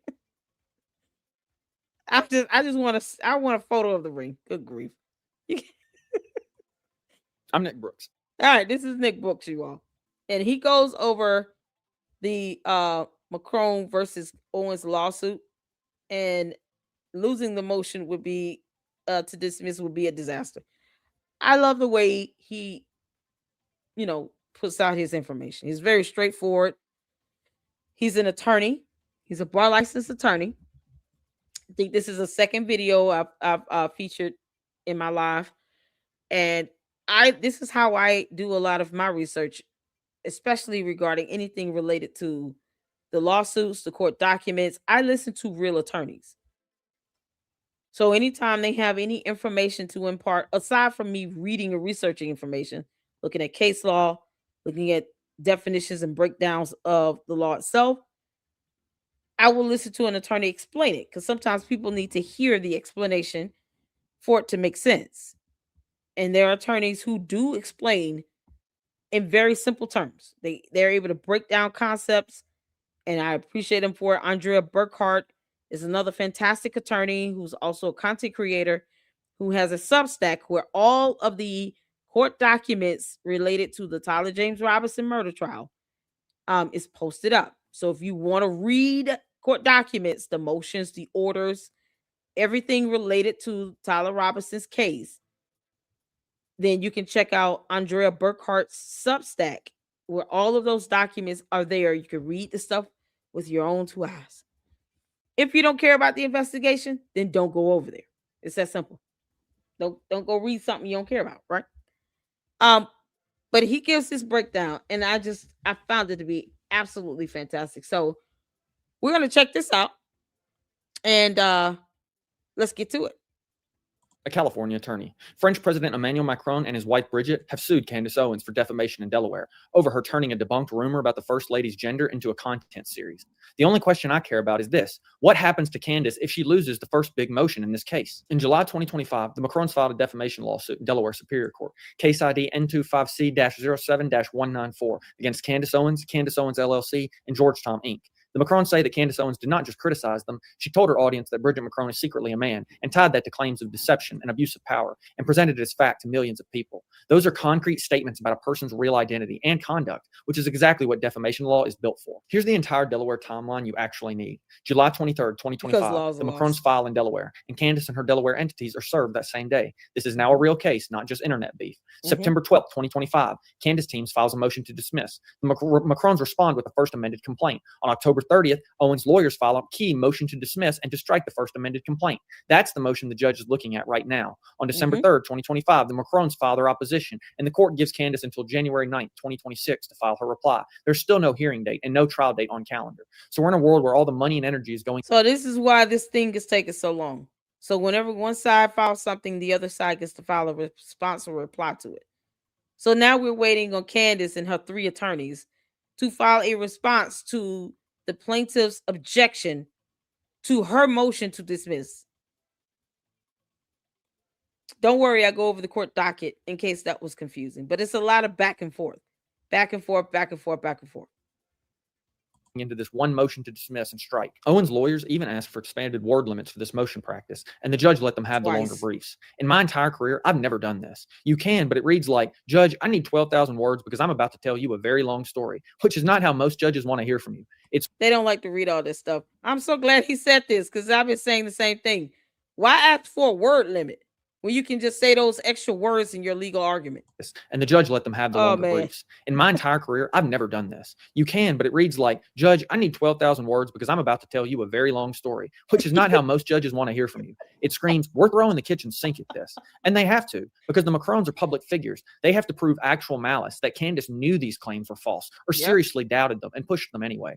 They're pointing to prior French cases, what they call scientific proof of Bridget's identity, and multiple attempts to correct the record to say she saw this and still turned it into a series. Here's the real danger. If the judge denies that October 30th motion, this case is going to go to discovery. Discovery is where the Macrons' lawyers stop arguing about word counts and start digging into Candace's life and business. They can go after internal emails and direct messages about the Macron story, draft scripts and show notes, communications with sources, and contracts or sponsorships tied to those episodes. They can demand analytics and revenue data, how those videos performed, how much ad money they made, which sponsors were attached. That's evidence on both motive and damages. And they can sit Candace and her team down for depositions and ask under oath what they believe, what warnings they got, and why they kept publishing. Now, oh dear God, please let that happen. Please let Candace Owens be deposed under the penalty of perjury. Get her ass under oath. That would be epic. Because Candace, you would definitely perjure yourself, girl. You can't tell the truth to save your life. Macron's lawyers stop arguing about word counts and start digging into Candace's life and business. They can go after internal emails and direct messages about the Macron story, draft scripts and show notes, communications with sources, and contracts or sponsorships tied to those episodes. They can demand all of Candace Owens' financials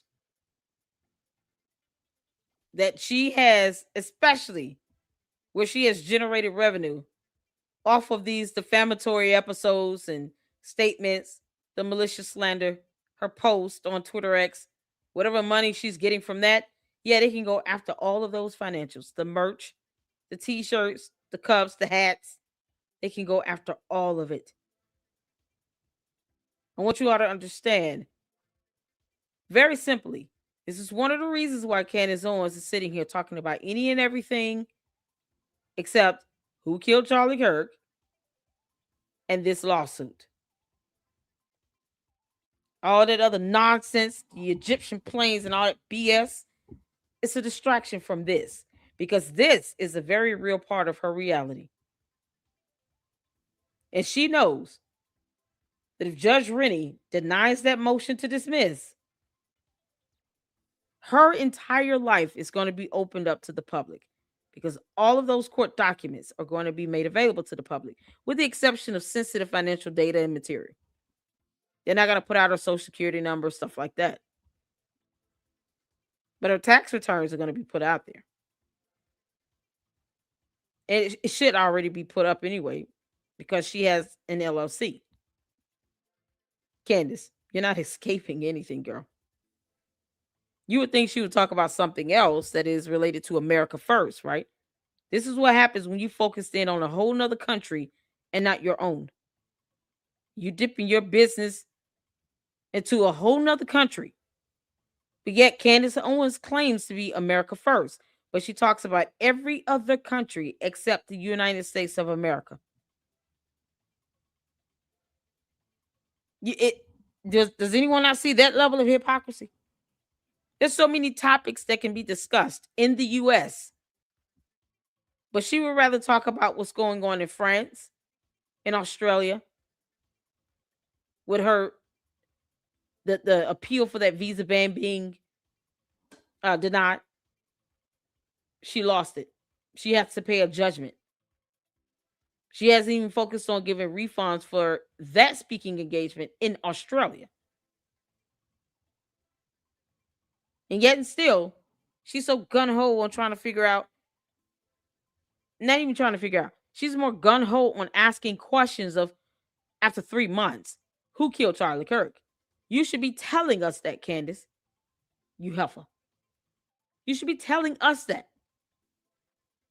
All these mommy slews impersonating investigators, nobody can come up with a name and a photo of the actual shooter by now.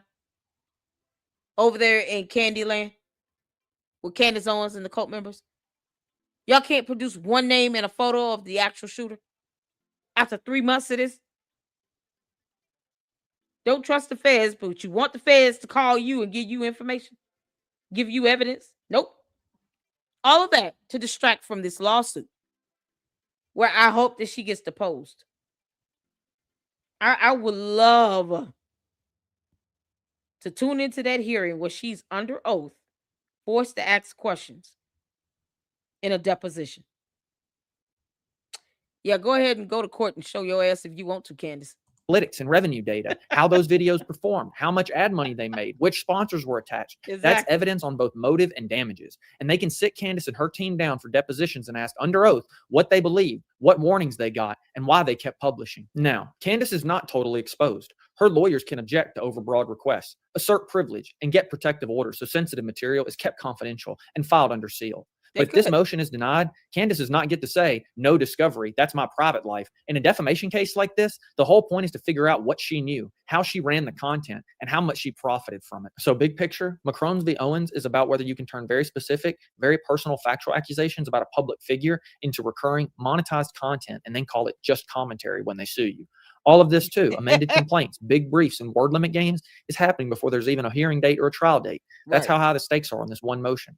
If you want to see whether the case dies on this motion to dismiss or goes into full discovery, like the video, drop a comment, subscribe with notifications on, and share this video with someone who thinks it's just content, because it's always not the case. Thank you very much. I love his delivery. Go back. I'm Nick Brooks. I want to make sure you guys see his channel. He's a small content creator. He just started, but this got 30,000 views because he's awesome.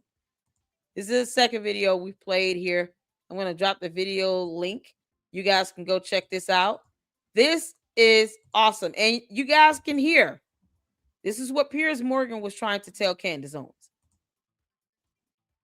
If you were an investigative journalist, you will be able to do exactly what he did.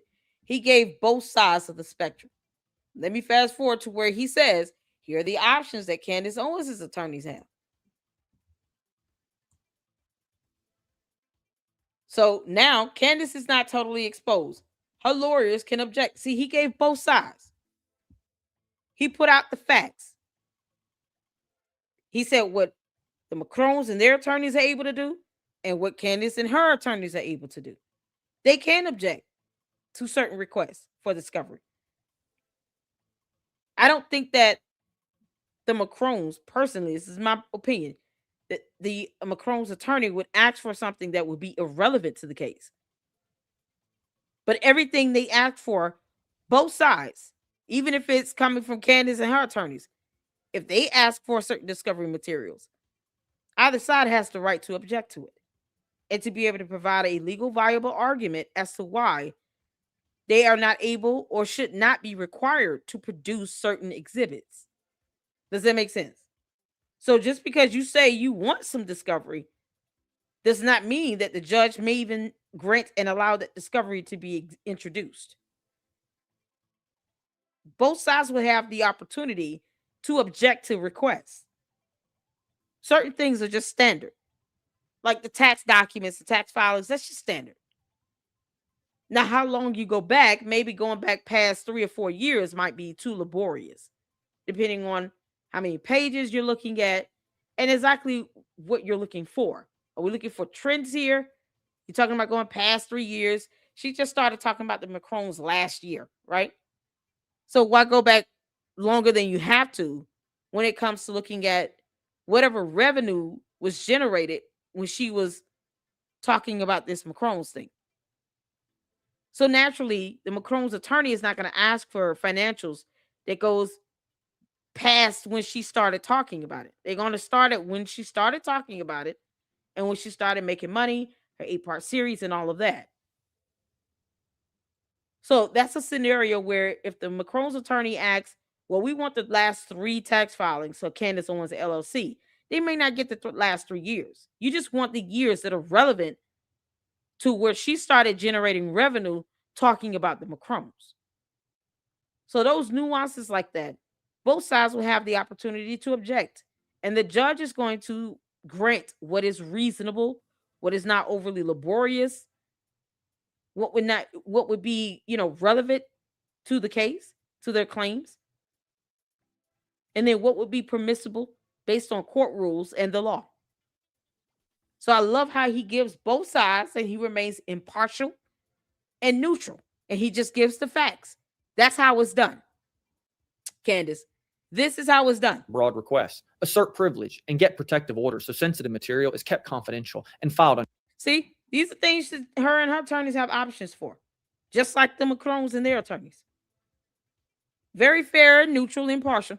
That's how it should be. Under seal. But if this motion is denied, Candace does not get to say no discovery. That's my private life and indefinitely. Exactly, because you don't, Candace. So y'all go check out Nick Brooks. Shout out to him. Fantastic attorney. He looks really, really young, but his delivery is very straightforward. Neither side can say no. Oh, that's if it's something that is relevant and that the judge will allow, and there's a fair legal argument as to why, then it may be permitted, even if they don't want it to be permitted. Candace, it's not about what you want. No one cares how you feel. You put yourself in the situation, and this is what happened. And hopefully Turning Point USA and Erika Kirk will follow suit. Hopefully they'll follow suit. So this is where we are now. She's going to go to court at some point. If her and her attorneys have an argument to make in a response or a reply, they'll file a response. More than likely, if they really want this to move forward, they'll just say, you know what, let's just go ahead and proceed to scheduling a hearing on the motion to dismiss, because it's their motion and they do have the right to have a hearing for it. And of course, the Macron's attorneys are going to go and argue as to why it should be denied. Candace obliterated her own defense with that. They was talking about jurisdiction. The moment she said that her LLCs were registered in the state of Delaware, she established that jurisdiction. So they don't really have any other argument in their motion to dismiss, other than, oh, it's libel tourism and it's a jurisdiction thing. Well, your own client said that she's got LLCs there, so she can get over it, kick rocks. What else are you expecting her to say? But we're waiting for the hearing. Maybe the candy asses can tell her, why don't you just go ahead and schedule the hearing and get to the discovery phase like you said you wanted to do. She wants subpoena power that she doesn't understand. That's not how it works, but whatever. We're all waiting for you to get there, Candace. Go ahead and get there. Let's get some comments in. I'm going to see here. Bonjour said, I believe most of us who has once followed Scamdis had done our research and turned out our eyes were open to her crap. Most of us do more research and asking questions for her. Exactly. Candace, who's the shooter? It's been 3 months. Tell us who the shooter is. Y'all, the cult members are going to just ask questions to deflect. I don't care. They're not asking anything that's valuable. Anything you say, they're going to sit here and question it. They keep saying I'm being paid, but they're not leaving me a super either, so I don't really care. That's their go-to. It's a copy and paste situation. Now, they don't have anything valuable to say. Let's see here. S-Files, what's going on? I wish I had some snow. I have AC.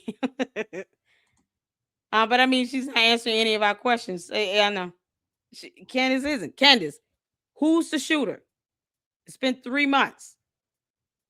Tomorrow is the debunking of Candace's nonsense by Turning Point USA. I will be going live and covering that. If I can do it live when they're live, I will. But I definitely will go live and cover it. Who's the shooter, Candace? You said you were committing your life to finding out who assassinated Charlie Kirk. That should not require for you to have to sit here and bog down the FBI that you don't trust. So you shouldn't be relying on them to tell you anything. You should be going out and finding this information yourself. Why won't she go to the campus and do a tour? That's what I'm curious of. That's my question. Candace, why won't you go to UVU campus and do a tour there? Just go there yourself and see. Some of the questions you have might get answered. Take your cult members with you because they only believe what you say. It's funny, they question everybody else's motives, but they won't keep their cult leader on track. When she said she was going to find out who assassinated Charlie Kirk, So why isn't she telling us that?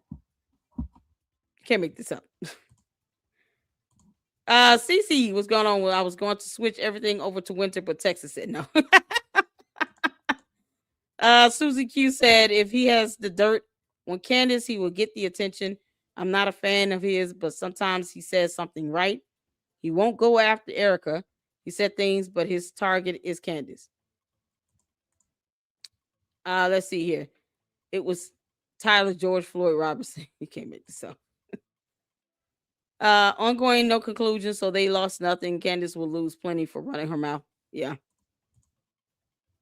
Nikki said, Candace's followers think just because we don't believe her means we believe anything. Meanwhile, we believe anything she spews. Hypocrites. Told you she's a TPUSA follower. I don't know what that means. So do your research, guys. Yeah. Dana says, are they answering Candace's questions? No. Why should they? They don't. Why should they? Why would she even ask them? Who are you talking about? TPUSA or FBI? Because Candace has the opportunity to go ask questions face to face in person, and you all are making excuses for that nonsense. Because George said no. So Boys Club gets to say no, and no one is challenging him on that. But she can go ask these questions face to face, and she doesn't take the opportunity to do it. It is just very cowardly, but she can go to Dollywood. So you don't have a problem with her going to Dollywood, because I'm just gonna laugh at this. There's no problem with her going to Dollywood. But it's so many issues and excuses you're rendering on her behalf, she who does not pay your mortgage, on her behalf, when it comes to her going in person to Phoenix. They don't have to answer Candace's questions, because the questions, first of all, are stupid. Secondly, why ask a question from the FBI when you don't trust them? Once again, none of the cult members are answering that. They skipping over and they dipping and dodging and dancing around it. Why go to the FBI if you don't trust them? Once again, is it a listening comprehension issue or reading comprehension issue? Should I type the question in the chat? Maybe they'll understand that. Why ask the FBI anything when you don't trust them? That means the answer they give, she's not going to trust it. So why ask them if she doesn't trust it? She's already made up in her mind, I'm not going to trust or believe anything they say or do. She's already said that. So it's the candy asses and the bots that are not watching her episodes. I just figured it out. To the Lady Luck Club, to all the Lucksters.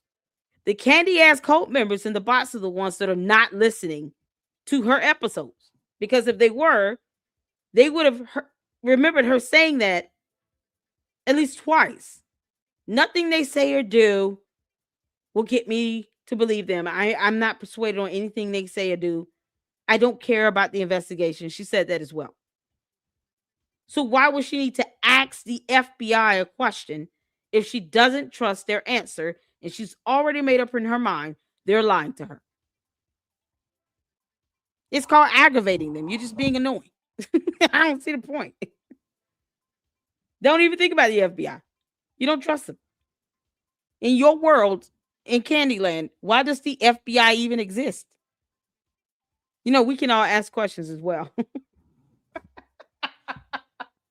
Why does the FBI exist in the world of Candyland when you don't trust them? They shouldn't even be a factor. Can't make this up. Oh, God. The thing about Friends opens people's eyes to finding out who their own leaders really are, and if they claim to be is the truth. You can't scientifically prove that someone was born a man, and Candace needs the blood of the first lady to prove that she was. You don't have any medical records to prove that there was a sex change. So what scientific evidence do you have to prove that someone was biologically born one way or the other? Because that's based on science.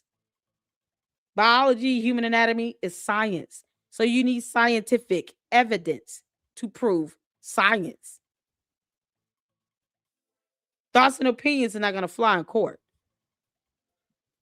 Candace thinks that the court of public opinion somehow means something in the court of law, and it doesn't.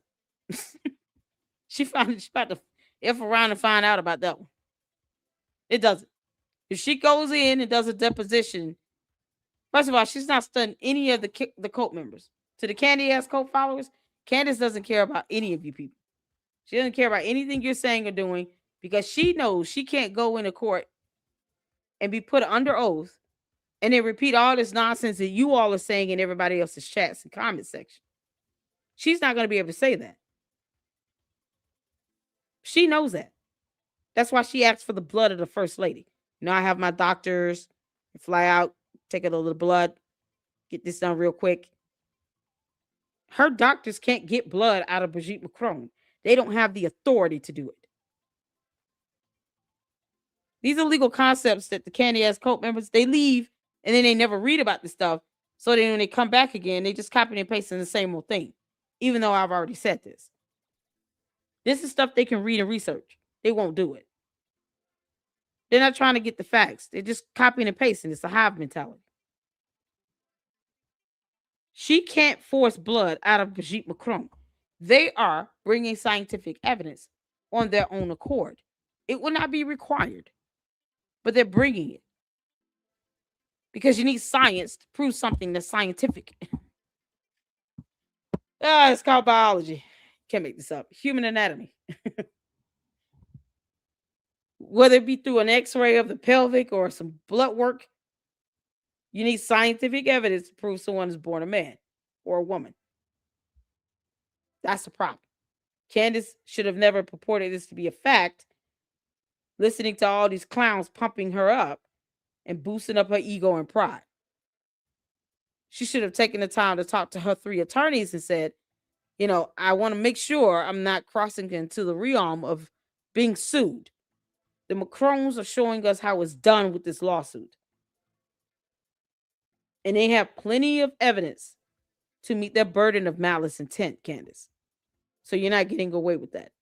I just hope that Erika Kirk and Turning Point USA take a page from that book, be able to prove malice, and sue the crap out of Candace Owens. Because no one owes her anything else. Just because Candace wants this to stay in the court of public opinion means nothing to no one. 2025, can't wait. Candace is going to move to England because she's the Honorable Mrs. Farmer, daughter-in-law of Lord Farmer. She'll run and hide before it's over. Shout out to you, Mr. Darcy. That's funny. She might just do that. She already said she wants to be Russian and move to Russia. All I ask Candace is that you take your coat with you, okay?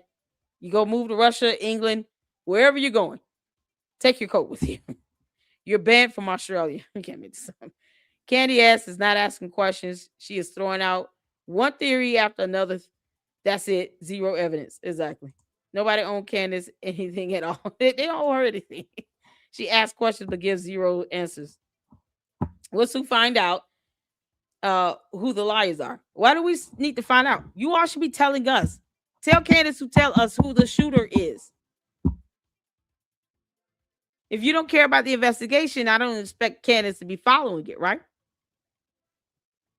Why would she watch the hearings if she doesn't care about the investigation? How much more hypocritical is it going to get? Candace doesn't care about the investigation. She said so. She doesn't care about their evidence. She doesn't care about the feds. She doesn't trust them. She says she's going to tell us who the assassin is. So why isn't she telling us that after 3 months? Why does CPUSA or the FBI need to answer any questions from Candace? She's still asking the same questions she's been asking since September 11th, 12th. When is she going to start answering questions she said she would answer? She doesn't have to trust that it's Tyler Robinson. No one is forcing her to believe that. We don't care if she believes it or not. She said she would tell us who the shooter is. Candace Owens, tell us who the shooter is. To the candy asses, get her to tell us who the shooter is. That's it. Tell us who the shooter is. That's what she's supposed to be doing. It shouldn't even be that hard. That's all I'm saying. That gun they said he had will take off my mama head. Would it? That's sad. Do you all reckon she's going to stream it live? She said she will react to it in real time. So I'm assuming that's going to be Candace's show tomorrow. I don't see why she would even listen if she's not going to believe anything they say. Candace, you don't make sense at all. You never do. But if you don't believe anything TPUSA is saying, you don't trust anything that's coming out of their mouths. You already said you hate everyone. You already said that everybody's treasonous. I'm assuming you're just talking to you and your coat because we ain't got nothing to do with that. You already said that there's nothing they can tell you or convince you to believe that the FBI is putting out the real story. Okay, well, don't watch. Why waste your time in watching anything that Turning Point has to say? Shouldn't you be talking about something going on in America? Anything else? That's all I'm saying. Why talk about Egyptian planes? The entire continent of Africa, Candace, is not stun you. Can't make this up. Yeah, she might stream it though. I think she will. It's crazy. Why stream it if you don't care what they have to say? Candace didn't even read the whole indictment in her show. She had a summary that shows she doesn't care about truth. Exactly. Let's say she read the indictment and based on what she read and compared it to another indictment, said when it comes down to certain evidence and information, this seems to be missing something. Those questions would be a lot more plausible and logical and valid because you're basing the questions off of what you believe is missing from the indictment and comparing it to another indictment that's similar to this case. Like, even if she has some sort of foundational context to this, I mean, I've even asked about when did the gun get put together? Like, that's questions based on the indictment, based on what I was expecting to see clearly in the indictment. When I read it, I was left with that question. I would expect them to outline when the gun at some point was assembled. But the way it reads is as if that didn't get picked up in the camera, so they don't really know. And it's like, well, that's something you're going to need to know. But that's a logical question based on the indictment itself and me reading it. She didn't even read it. And she expects the FBI to tell her something when she doesn't even trust the FBI. There's nothing they're going to be able to tell her. They can say blah, blah, blah, womp, womp, womp. It wouldn't be any different than them saying, well, here's this evidence and here's this. And we found this DNA here and he was on the side of the building in this video. Like, all that stuff would be moot to her because she doesn't trust it. She doesn't believe it. So why does she want to have a discussion with them? Why is she demanding that they show her evidence? Why? They're not going to be able to convince her because she already has her mind made up. She doesn't give a damn and she doesn't trust it. It's that simple. So move on and go tell us who the shooter is, Candace. You and your mommy slews impersonating investigators. Y'all tell us who the shooter is. You shouldn't even care about what the FBI or TPUSA has to say or Erika Kirk. They shouldn't even care. They should be leaving him alone. Leave him alone. By the way, it's now proven that they lied about COVID big time. We're not talking about COVID. Y'all got to stick to the point. We're not talking about COVID. I don't care if Candace throws that in. It's done to distract. I don't care. Tell us who the shooter is. You trust the FBI that Epstein is a hoax.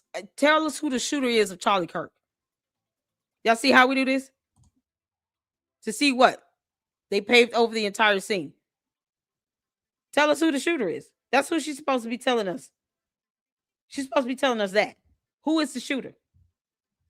Y'all go ask your cult leader that. I hope they block her from live streaming. We want to know who the shooter is. She can go to the airport and check out the Egyptian planes that are there. She won't even show us a video or photos or nothing. She can't even tell us where she get this so-called. She really thinks that the transponder was just cut off and it can be seen with the naked eye. No data to support a transponder was cut off. We still don't know who Harry Meyer is. Like, things that she could be bringing up and discussing, she's not doing that. So We have no idea who Harry Meyer is. He's claiming it. So whoever sent that email is claiming that they saw the transponder was cut off.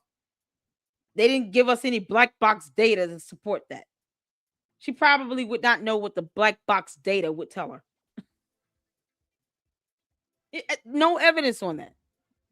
None. Everyone knows they lied about COVID. We're not talking about COVID. No, I want to know who the shooter is. That's what I'm telling the cult members here. Like, I don't even care. Does anyone have COVID in the chat? And just out of curiosity, I don't want to belittle you having COVID if you have it. Does anyone have COVID? Anyone been diagnosed with COVID lately? Candace is only bringing that up because she's trying to show some pattern about the government lying. More reason, Candace, more reason why you should not be trying to get evidence from the FBI. If you believe that they're liars, you don't trust them, then don't demand anything from them. You're proving my case, my point. Candace, you and your cult followers are proving my point. Why go to them about anything if you don't trust it? If you believe that all they do is lie, just stop asking them for information. For you to still say they're lying, I don't believe it. No, it's not real. None of this is true, people. Okay, well, why get in the first place? I don't believe in wasting my time with the nonsense. If I say my teachers are lying to me about something, I'm in school, and I believe my teacher is teaching me information that is not true or accurate, you know what I'm gonna do? I'm gonna unenroll out of that class. I'm gonna enroll in another class because I don't believe this teacher is teaching me factual information. I'm not going to keep going to that class and paying to go to this class for this teacher to teach me information that I believe is not truthful or accurate. I don't get it. She's literally asking them to give her something she doesn't care about and she won't believe. I gotta keep the Candy Else cult members on pace because we want to know who the shooter is. We want to know who Candace Owens is accusing to be the shooter. Candace, we're waiting. It's been 3 months, girl. Can't make this up. Bonjour said it. Curious to do your research on your Delulu scam. The warrior said they paved over the crime scene very fast too. Okay. I mean, you're talking about the one part of that area. He also climbed down the side of a building. He ran across the field. No one's saying that you got to stand at that one spot. I'm curious to know these underground tunnels.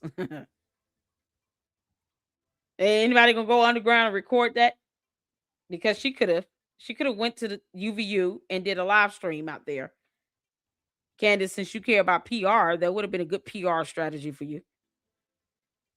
And you could have went underground and showed us these underground tunnels and everything else in between. She's the one that brought the underground tunnels up. No one brought that up. Candace brought that up. All these things that she keeps bringing up, she can go out and be foot on the ground, boots on the ground, and go and record. Do a live stream while you're at that airport or somewhere near it where you can point out planes landing and taking off from this military base airport, military airport. She sends out people to do her dirty work, and for what? She can go do it. Candace, that's what good journalists do. It makes sense. So there's a whole trail of where the shooter was. She didn't have to stand in one spot. She can follow the entire trail. And then she can ask questions and either debunk things or things can be confirmed for her along the way. And I'm sure many of her supporters and followers will be willing to meet her at UVU campus. And they can all be out there. And they can all do the little tour and follow the little path. And then you guys can ask questions in real time. What's so wrong with that? What's wrong with Candace Owens going to UVU with some of her followers? And then you follow the trail of Tyler Robinson. And then ask questions in real time while you're live streaming. What would be so bad about that? Why fight something like that? Wouldn't that be a good idea? Then you can see it for yourself. You don't have to trust the FBI. You don't have to care about an investigation. You get to go out there and do it on your own and see in real time for yourself. What's so wrong about that? She's investigating. These things take time. It's been 3 months. She hasn't told us anything about a shooter. She keeps talking about planes. Did the plane shoot Charlie Kirk? Did anyone see any firepower come from these planes flying overhead? Did anybody parachute out of the planes and shoot Charlie Kirk? What do the planes have to do with Charlie Kirk's assassination? She can't even connect those two dots. Once again, what's so wrong about her going to the campus?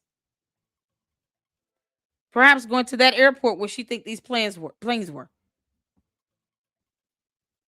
What's wrong with being boots on the ground? CK says ask questions. We're asking questions too. Candace, who's the shooter? It's been 3 months. Nobody should believe anyone. Look at yourself. We got brains. Yeah. I mean,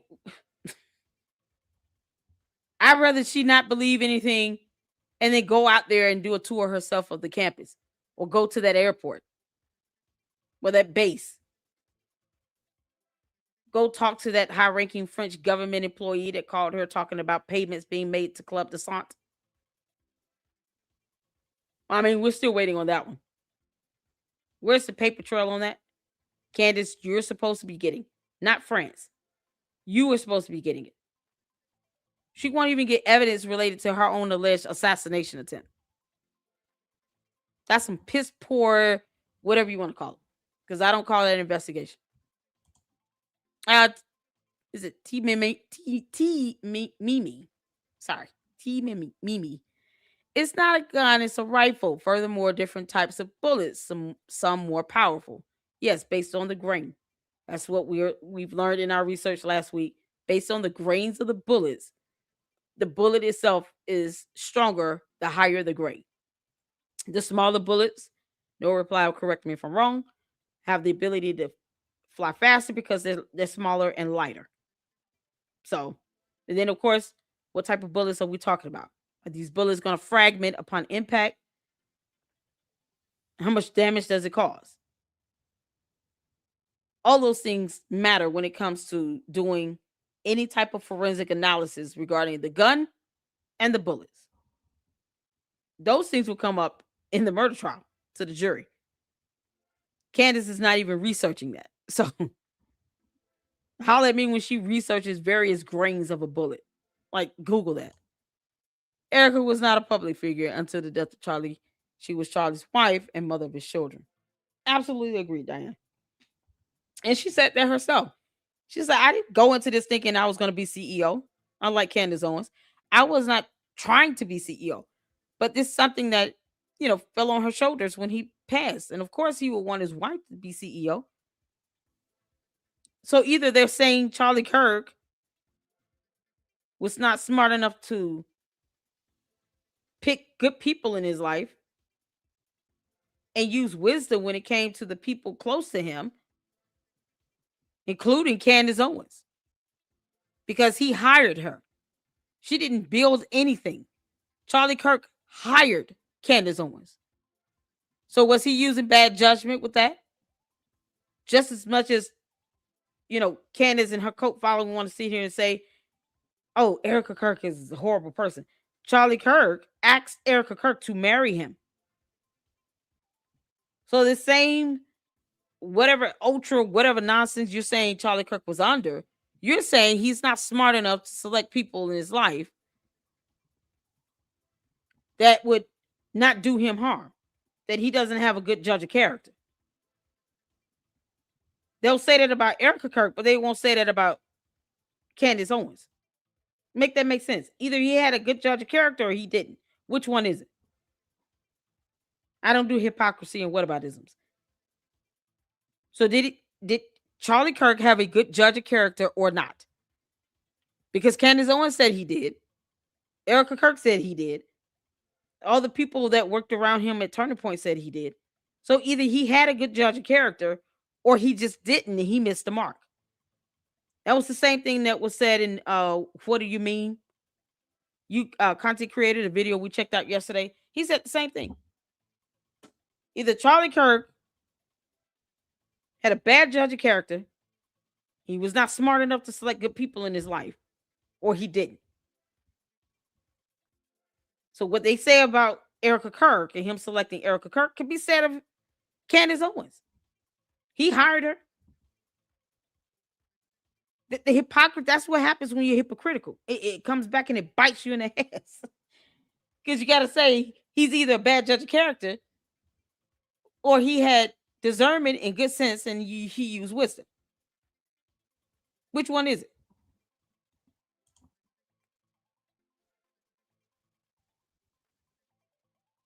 They didn't lose. Do your research before you comment, please.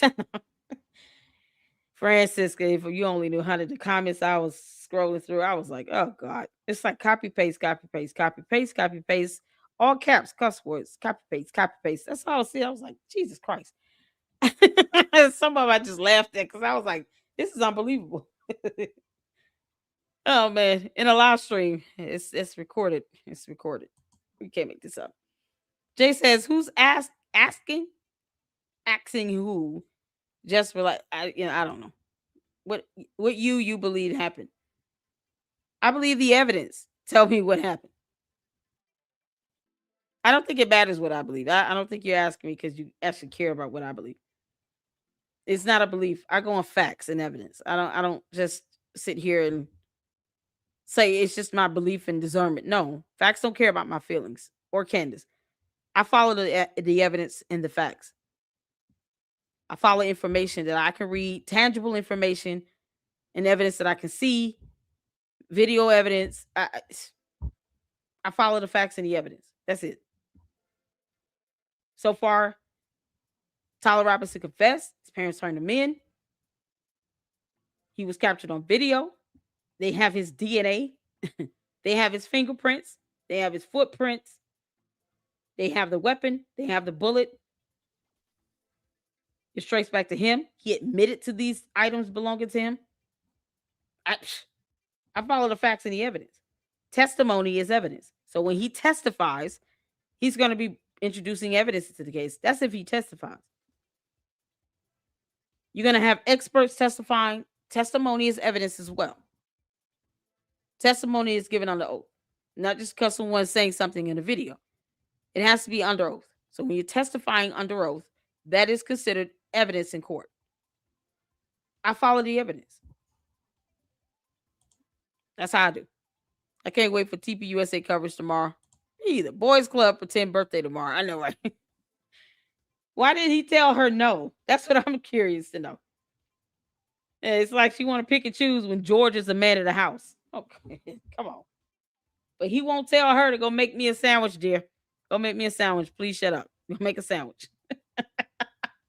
She got a whole book called Make Him a Sandwich, and she's not doing any of that. And it's so hypocritical. You write a whole book saying make him a sandwich, and she doesn't even make her own husband a sandwich. You can't make this up. Mr. Darcy says Candace is always talking about the elites. She is one of the elites because her and George are valued at $244 million max. That's a high end. Her husband's family are multimillionaires, exactly, with old money, by the way, old money. Money has been running through their family for generations. Mr. Cooper is her father-in-law's nickname. His company controls price of copper. Mr. Copper, not Cooper, Copper. Mr. Copper. And they control the price of copper. Get out of here. And Candace can't make a donation to TPUSA. But she complains about donors donating to TPUSA, which is a nonprofit organization where they rely on donations and contributions because they're not for profit. Can't make this up. Oh, child. I think you're right, but I don't trust him to not throw Erika and TPUSA under the bus. I'm trying to get some of you all's comments in. Conspiracy theories are like all others. Remain open-minded, skeptical, and ask questions. It's not about believing everything one person says. Sift through the info from all. I mean, that's a good starting point, right? Shout out to Kristen. Good starting point. If you don't listen, no one's forcing anyone to trust anything anyone is saying. I always encourage people to fact check me. When I pulled up that Illuminati symbol, I said, okay, if people are saying that Erika Kirk was wearing a ring with that symbol on it, email me the photo of it. I didn't see it, but perhaps they saw something I missed. So I asked for the evidence. I asked for a photo to be emailed to me of Erika Kirk wearing a ring with that Illuminati symbol on it. Based on my Google search, that is the Illuminati symbol. This is it. So I said, okay, why just believe what they say? Let me ask for a photo. That's exactly what I encourage. You don't have to trust what I'm saying. I mean, most people probably won't even trust this because I pulled it up. They can pull it up themselves. The problem is that people don't always, especially when you talk about these hardcore conspiracy theorists, they don't research and read and Google information that would go against what they've already decided in their mind they're going to believe.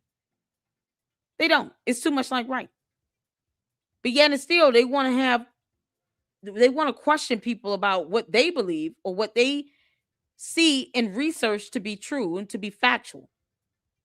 That's the problem. Don't question me about me and the information that I believe to be true and factual. Or the evidence that I'm saying lines up, because in this reality on earth, certain evidence you need for a murder trial, period. You need DNA, you need fingerprints, you need a weapon. You need the method of how that person was unalived. Like, you need that. And your evidence needs to line up with the accusation, with the charge. So if I believe the evidence, if I believe the information, if I can research and see there's case law where evidence similar or same types of evidence was used in other cases where these criminals were, the accused was found guilty, then I'm going to go with that because it's evidence to support it. They're not asking because they really care if I believe something or not. They're asking because they want to see what I say just so they can disagree with it either way. That's what's so crazy here.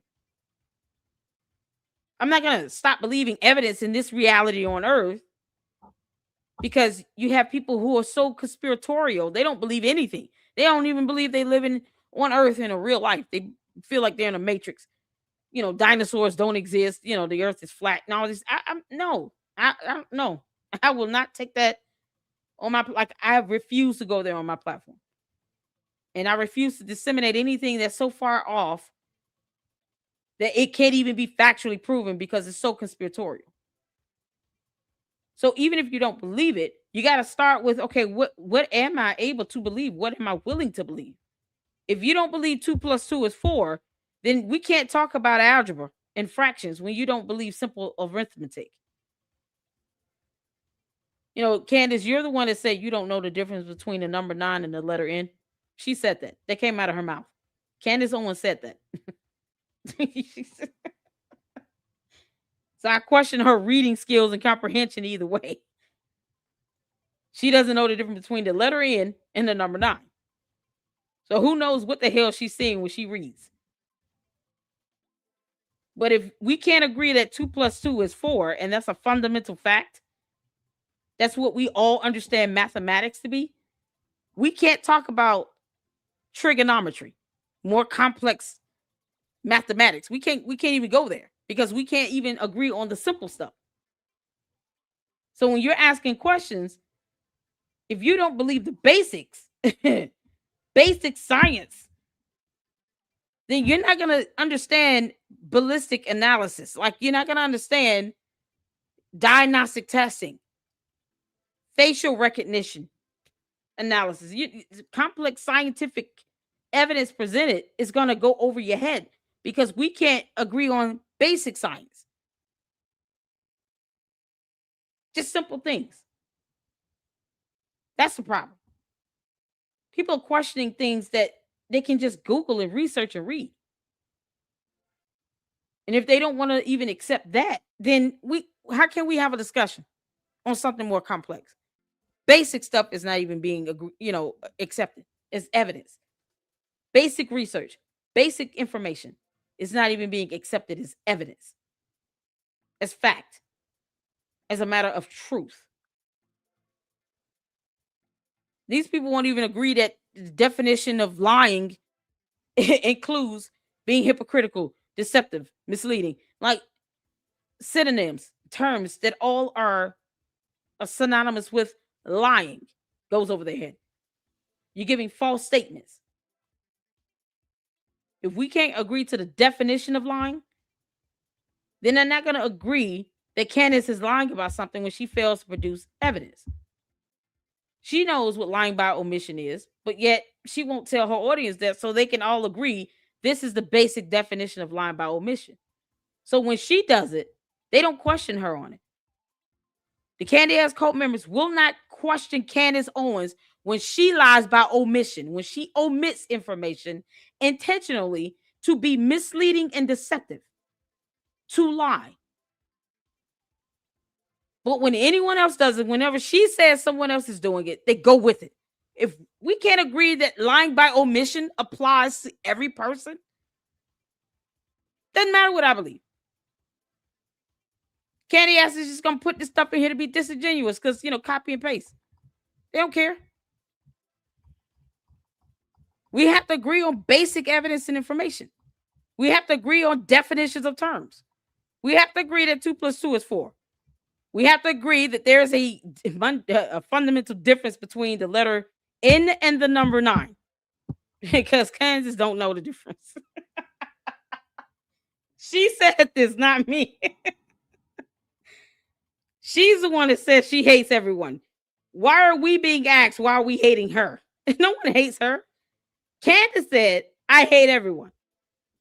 That came out of her mouth. She hasn't corrected that either, by the way. And everyone would include all persons. So that would include her cult. So while you all are out here defending her, you might want to think twice because she said this. I hate everyone. She said it. They asked me if I'm watching her shows. It's so dumb. I have clips of things she say from her shows. And they're asking me if I watch her shows. It's the same people that come in and ask me that. It's insane. But basic things we can't even agree to. Basic information. I pull it up. I hate everyone. Everyone is treasonous. I guess she believes that people should be hung as well. Seriously. So tell me exactly why should I believe someone is sitting here saying I hate everyone because she can't get her way? She said this. We're all traitors. Who's all traitors? Who is we? I hate everyone. That includes the cult members.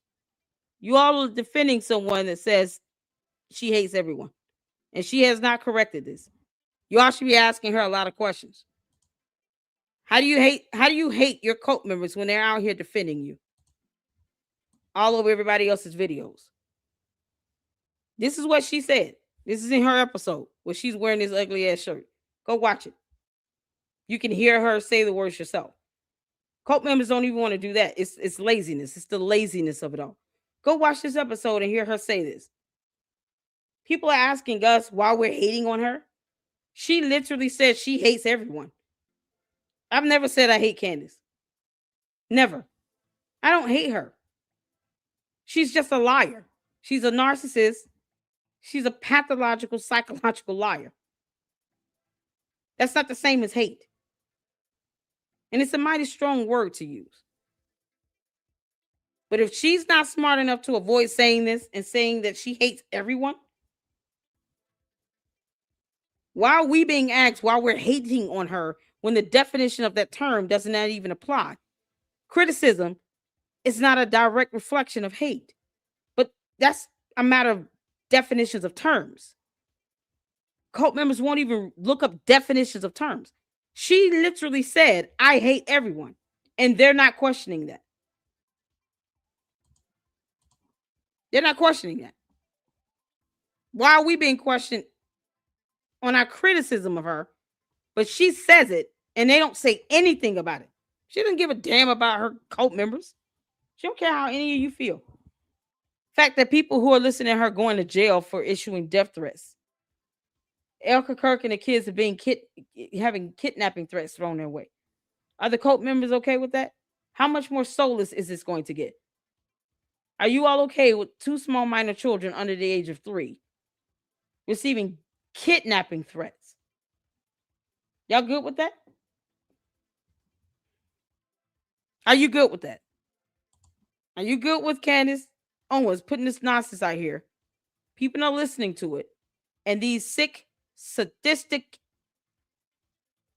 demons are issuing death threats and kidnapping threats against Erika Kirk and the 2 small children under 3. Are you good with that? Are you good with that?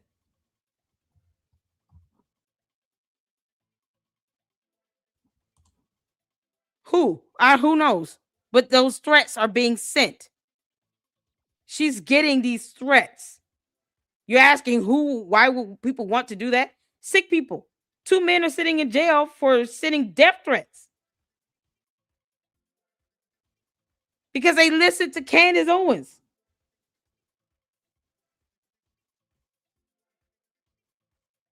Death threats are being sent. Why would anyone want to send a death threat to somebody?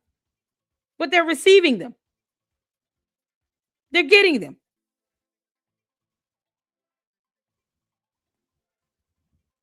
Are you good with these kids getting kidnapping threats? Don't ask why would anyone do that. 6 sadistic people are doing it. Are you good with that?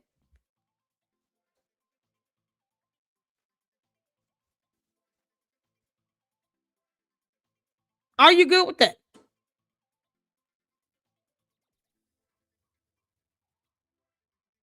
Candace hasn't provided any threats. Are you good with that? Stop dancing around it.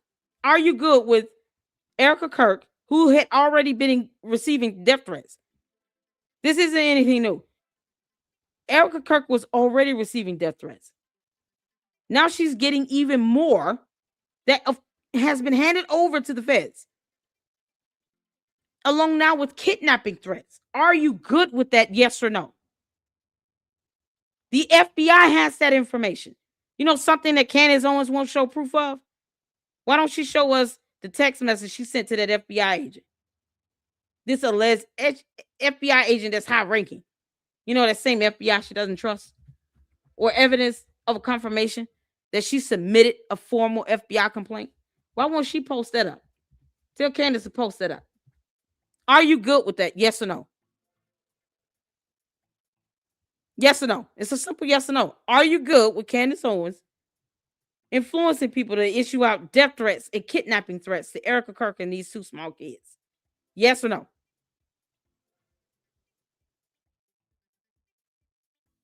They post up everything but a yes or no. It's simple. They won't even answer that. This is where the inability to have a conversation comes into play, because you get these cult members that don't even want to believe the words they're seeing here, where she says, I hate everyone. Well, the fact that the FBI does have the evidence of these death threats and kidnapping threats, but they won't ask her to post up a text message she sent to this high-ranking FBI person, whoever that is. That's if they exist. Or file a formal complaint. She hasn't shown any evidence that she has an assassination attempt on her. That's an evidence piece of evidence you would show. The text message you sent to the FBI confirmation of a former FBI complaint you filed online. You all realize there's a website, right? To the candy asses. Y'all know there's a website where you can file a former FBI complaint. It's a whole website on that. You can't make this up. They don't answer questions that simple questions. Are you good with that?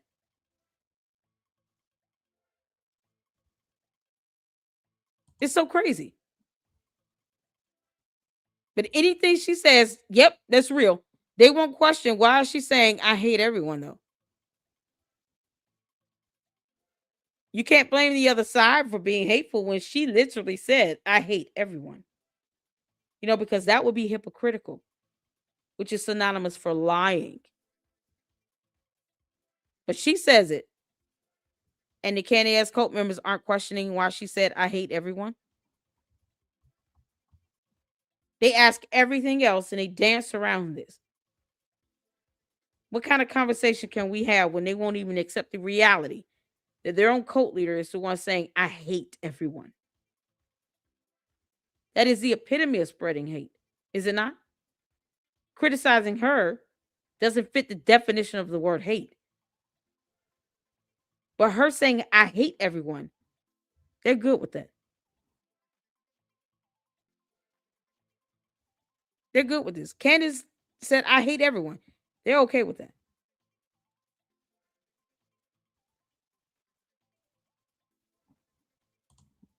Exactly, bonjour. Just absolute shitty. They're good with this. Candace said this.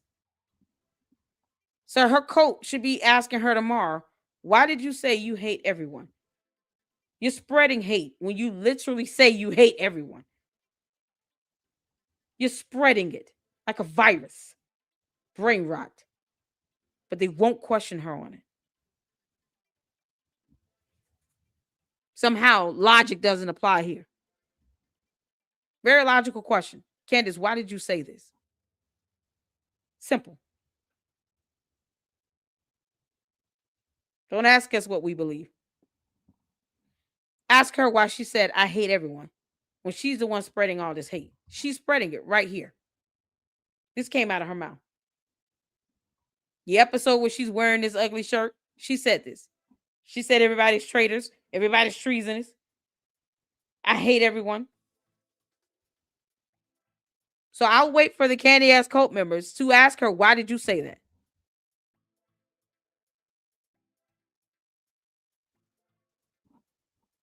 Obviously, they don't care. You're absolutely right. They don't care about hate. They don't care about being hypocritical. They don't care about her being deceptive, misleading, lying by omission, lying.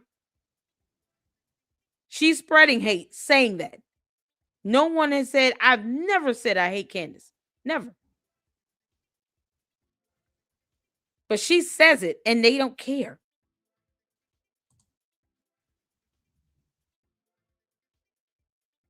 She told us, yeah, we could exactly TFCS. She told us that if we criticize her and call her out, we're going to burn in hell for eternity. Who she thinks she is to send people to hell. Exactly. She's not God. Oh, I've had comments come up in here from her cult following where one of them compared her to Jesus Christ and asked me why I'm laughing. What do you mean? I find it laughable that you think she's comparable to Jesus Christ now. But she said, I hate everyone. This is what she said. When they're faced with the fact here of what came out of her mouth, crickets. Can't make this up. It's just, man, the hypocrisy and the who want to send these threats. A evil, soulless, sadistic person that's listening to Candace Owens when she says, I hate everyone. She's spreading hate. Literally. It literally came out of her mouth. This is the epitome of it. So when I say she's spreading hate, I'm using her words that she spoke. I don't even have to theorize that. It's right here in literal form. You can't make this stuff up. All right, y'all. Got another live to get to. I appreciate you all for tuning in. And if you guys can, join me in the next live. We're going to be talking about a cult leader so you all can see how bad cults and cult leaders are. and how abusive they are, whether it be psychological or mental, or emotional or physical, or even spiritually abusive. Abuse is abuse. And this is what cult leaders perpetuate, this abuse. And so we'll be talking about Nature Boy, be checking out 2 episodes. And I want people to understand what cults and cult leaders, cult of personalities are all about. Because when you see a cult leader saying, I hate everyone, and then they have this influence over others that drives them to want to go out and send death threats and kidnapping threats, you don't have to ask why would anyone want to do that? Because their cult leader is saying they hate everyone. That's why. Can't make this up. So thank y'all so much for tuning in. Tell the cult members to ask Candace Owens who's the shooter, because that's what she's supposed to be telling us. She asking questions for 3 months. This is enough for her asking questions. She's supposed to be the one telling us the answer. That's what she said. Candace, we're just using your words against you. Y'all hit the like button. Thank you so much for tuning in. I will be live streaming tomorrow for the TPUSA debunking session. Preferably that leads to a huge, massive lawsuit against Candace Owens. They need to do it and go from there. All right. See y'all in the next one. Shout out to all of you all so much. Thank you for the new members. To Sorella for the new members. To, I want to say, is this Jacelyn Brennan? Thank you for the 199 super. Matt Walsh called her out by name. Yes, he did. I saw that video. It was awesome. And then this is a link to Nick Brooks, the fantastic attorney that gave us the breakdown on the motion to dismiss and possibilities of what can happen with the case moving forward, coming from a real bar licensed attorney. So shout out to Nick Brooks.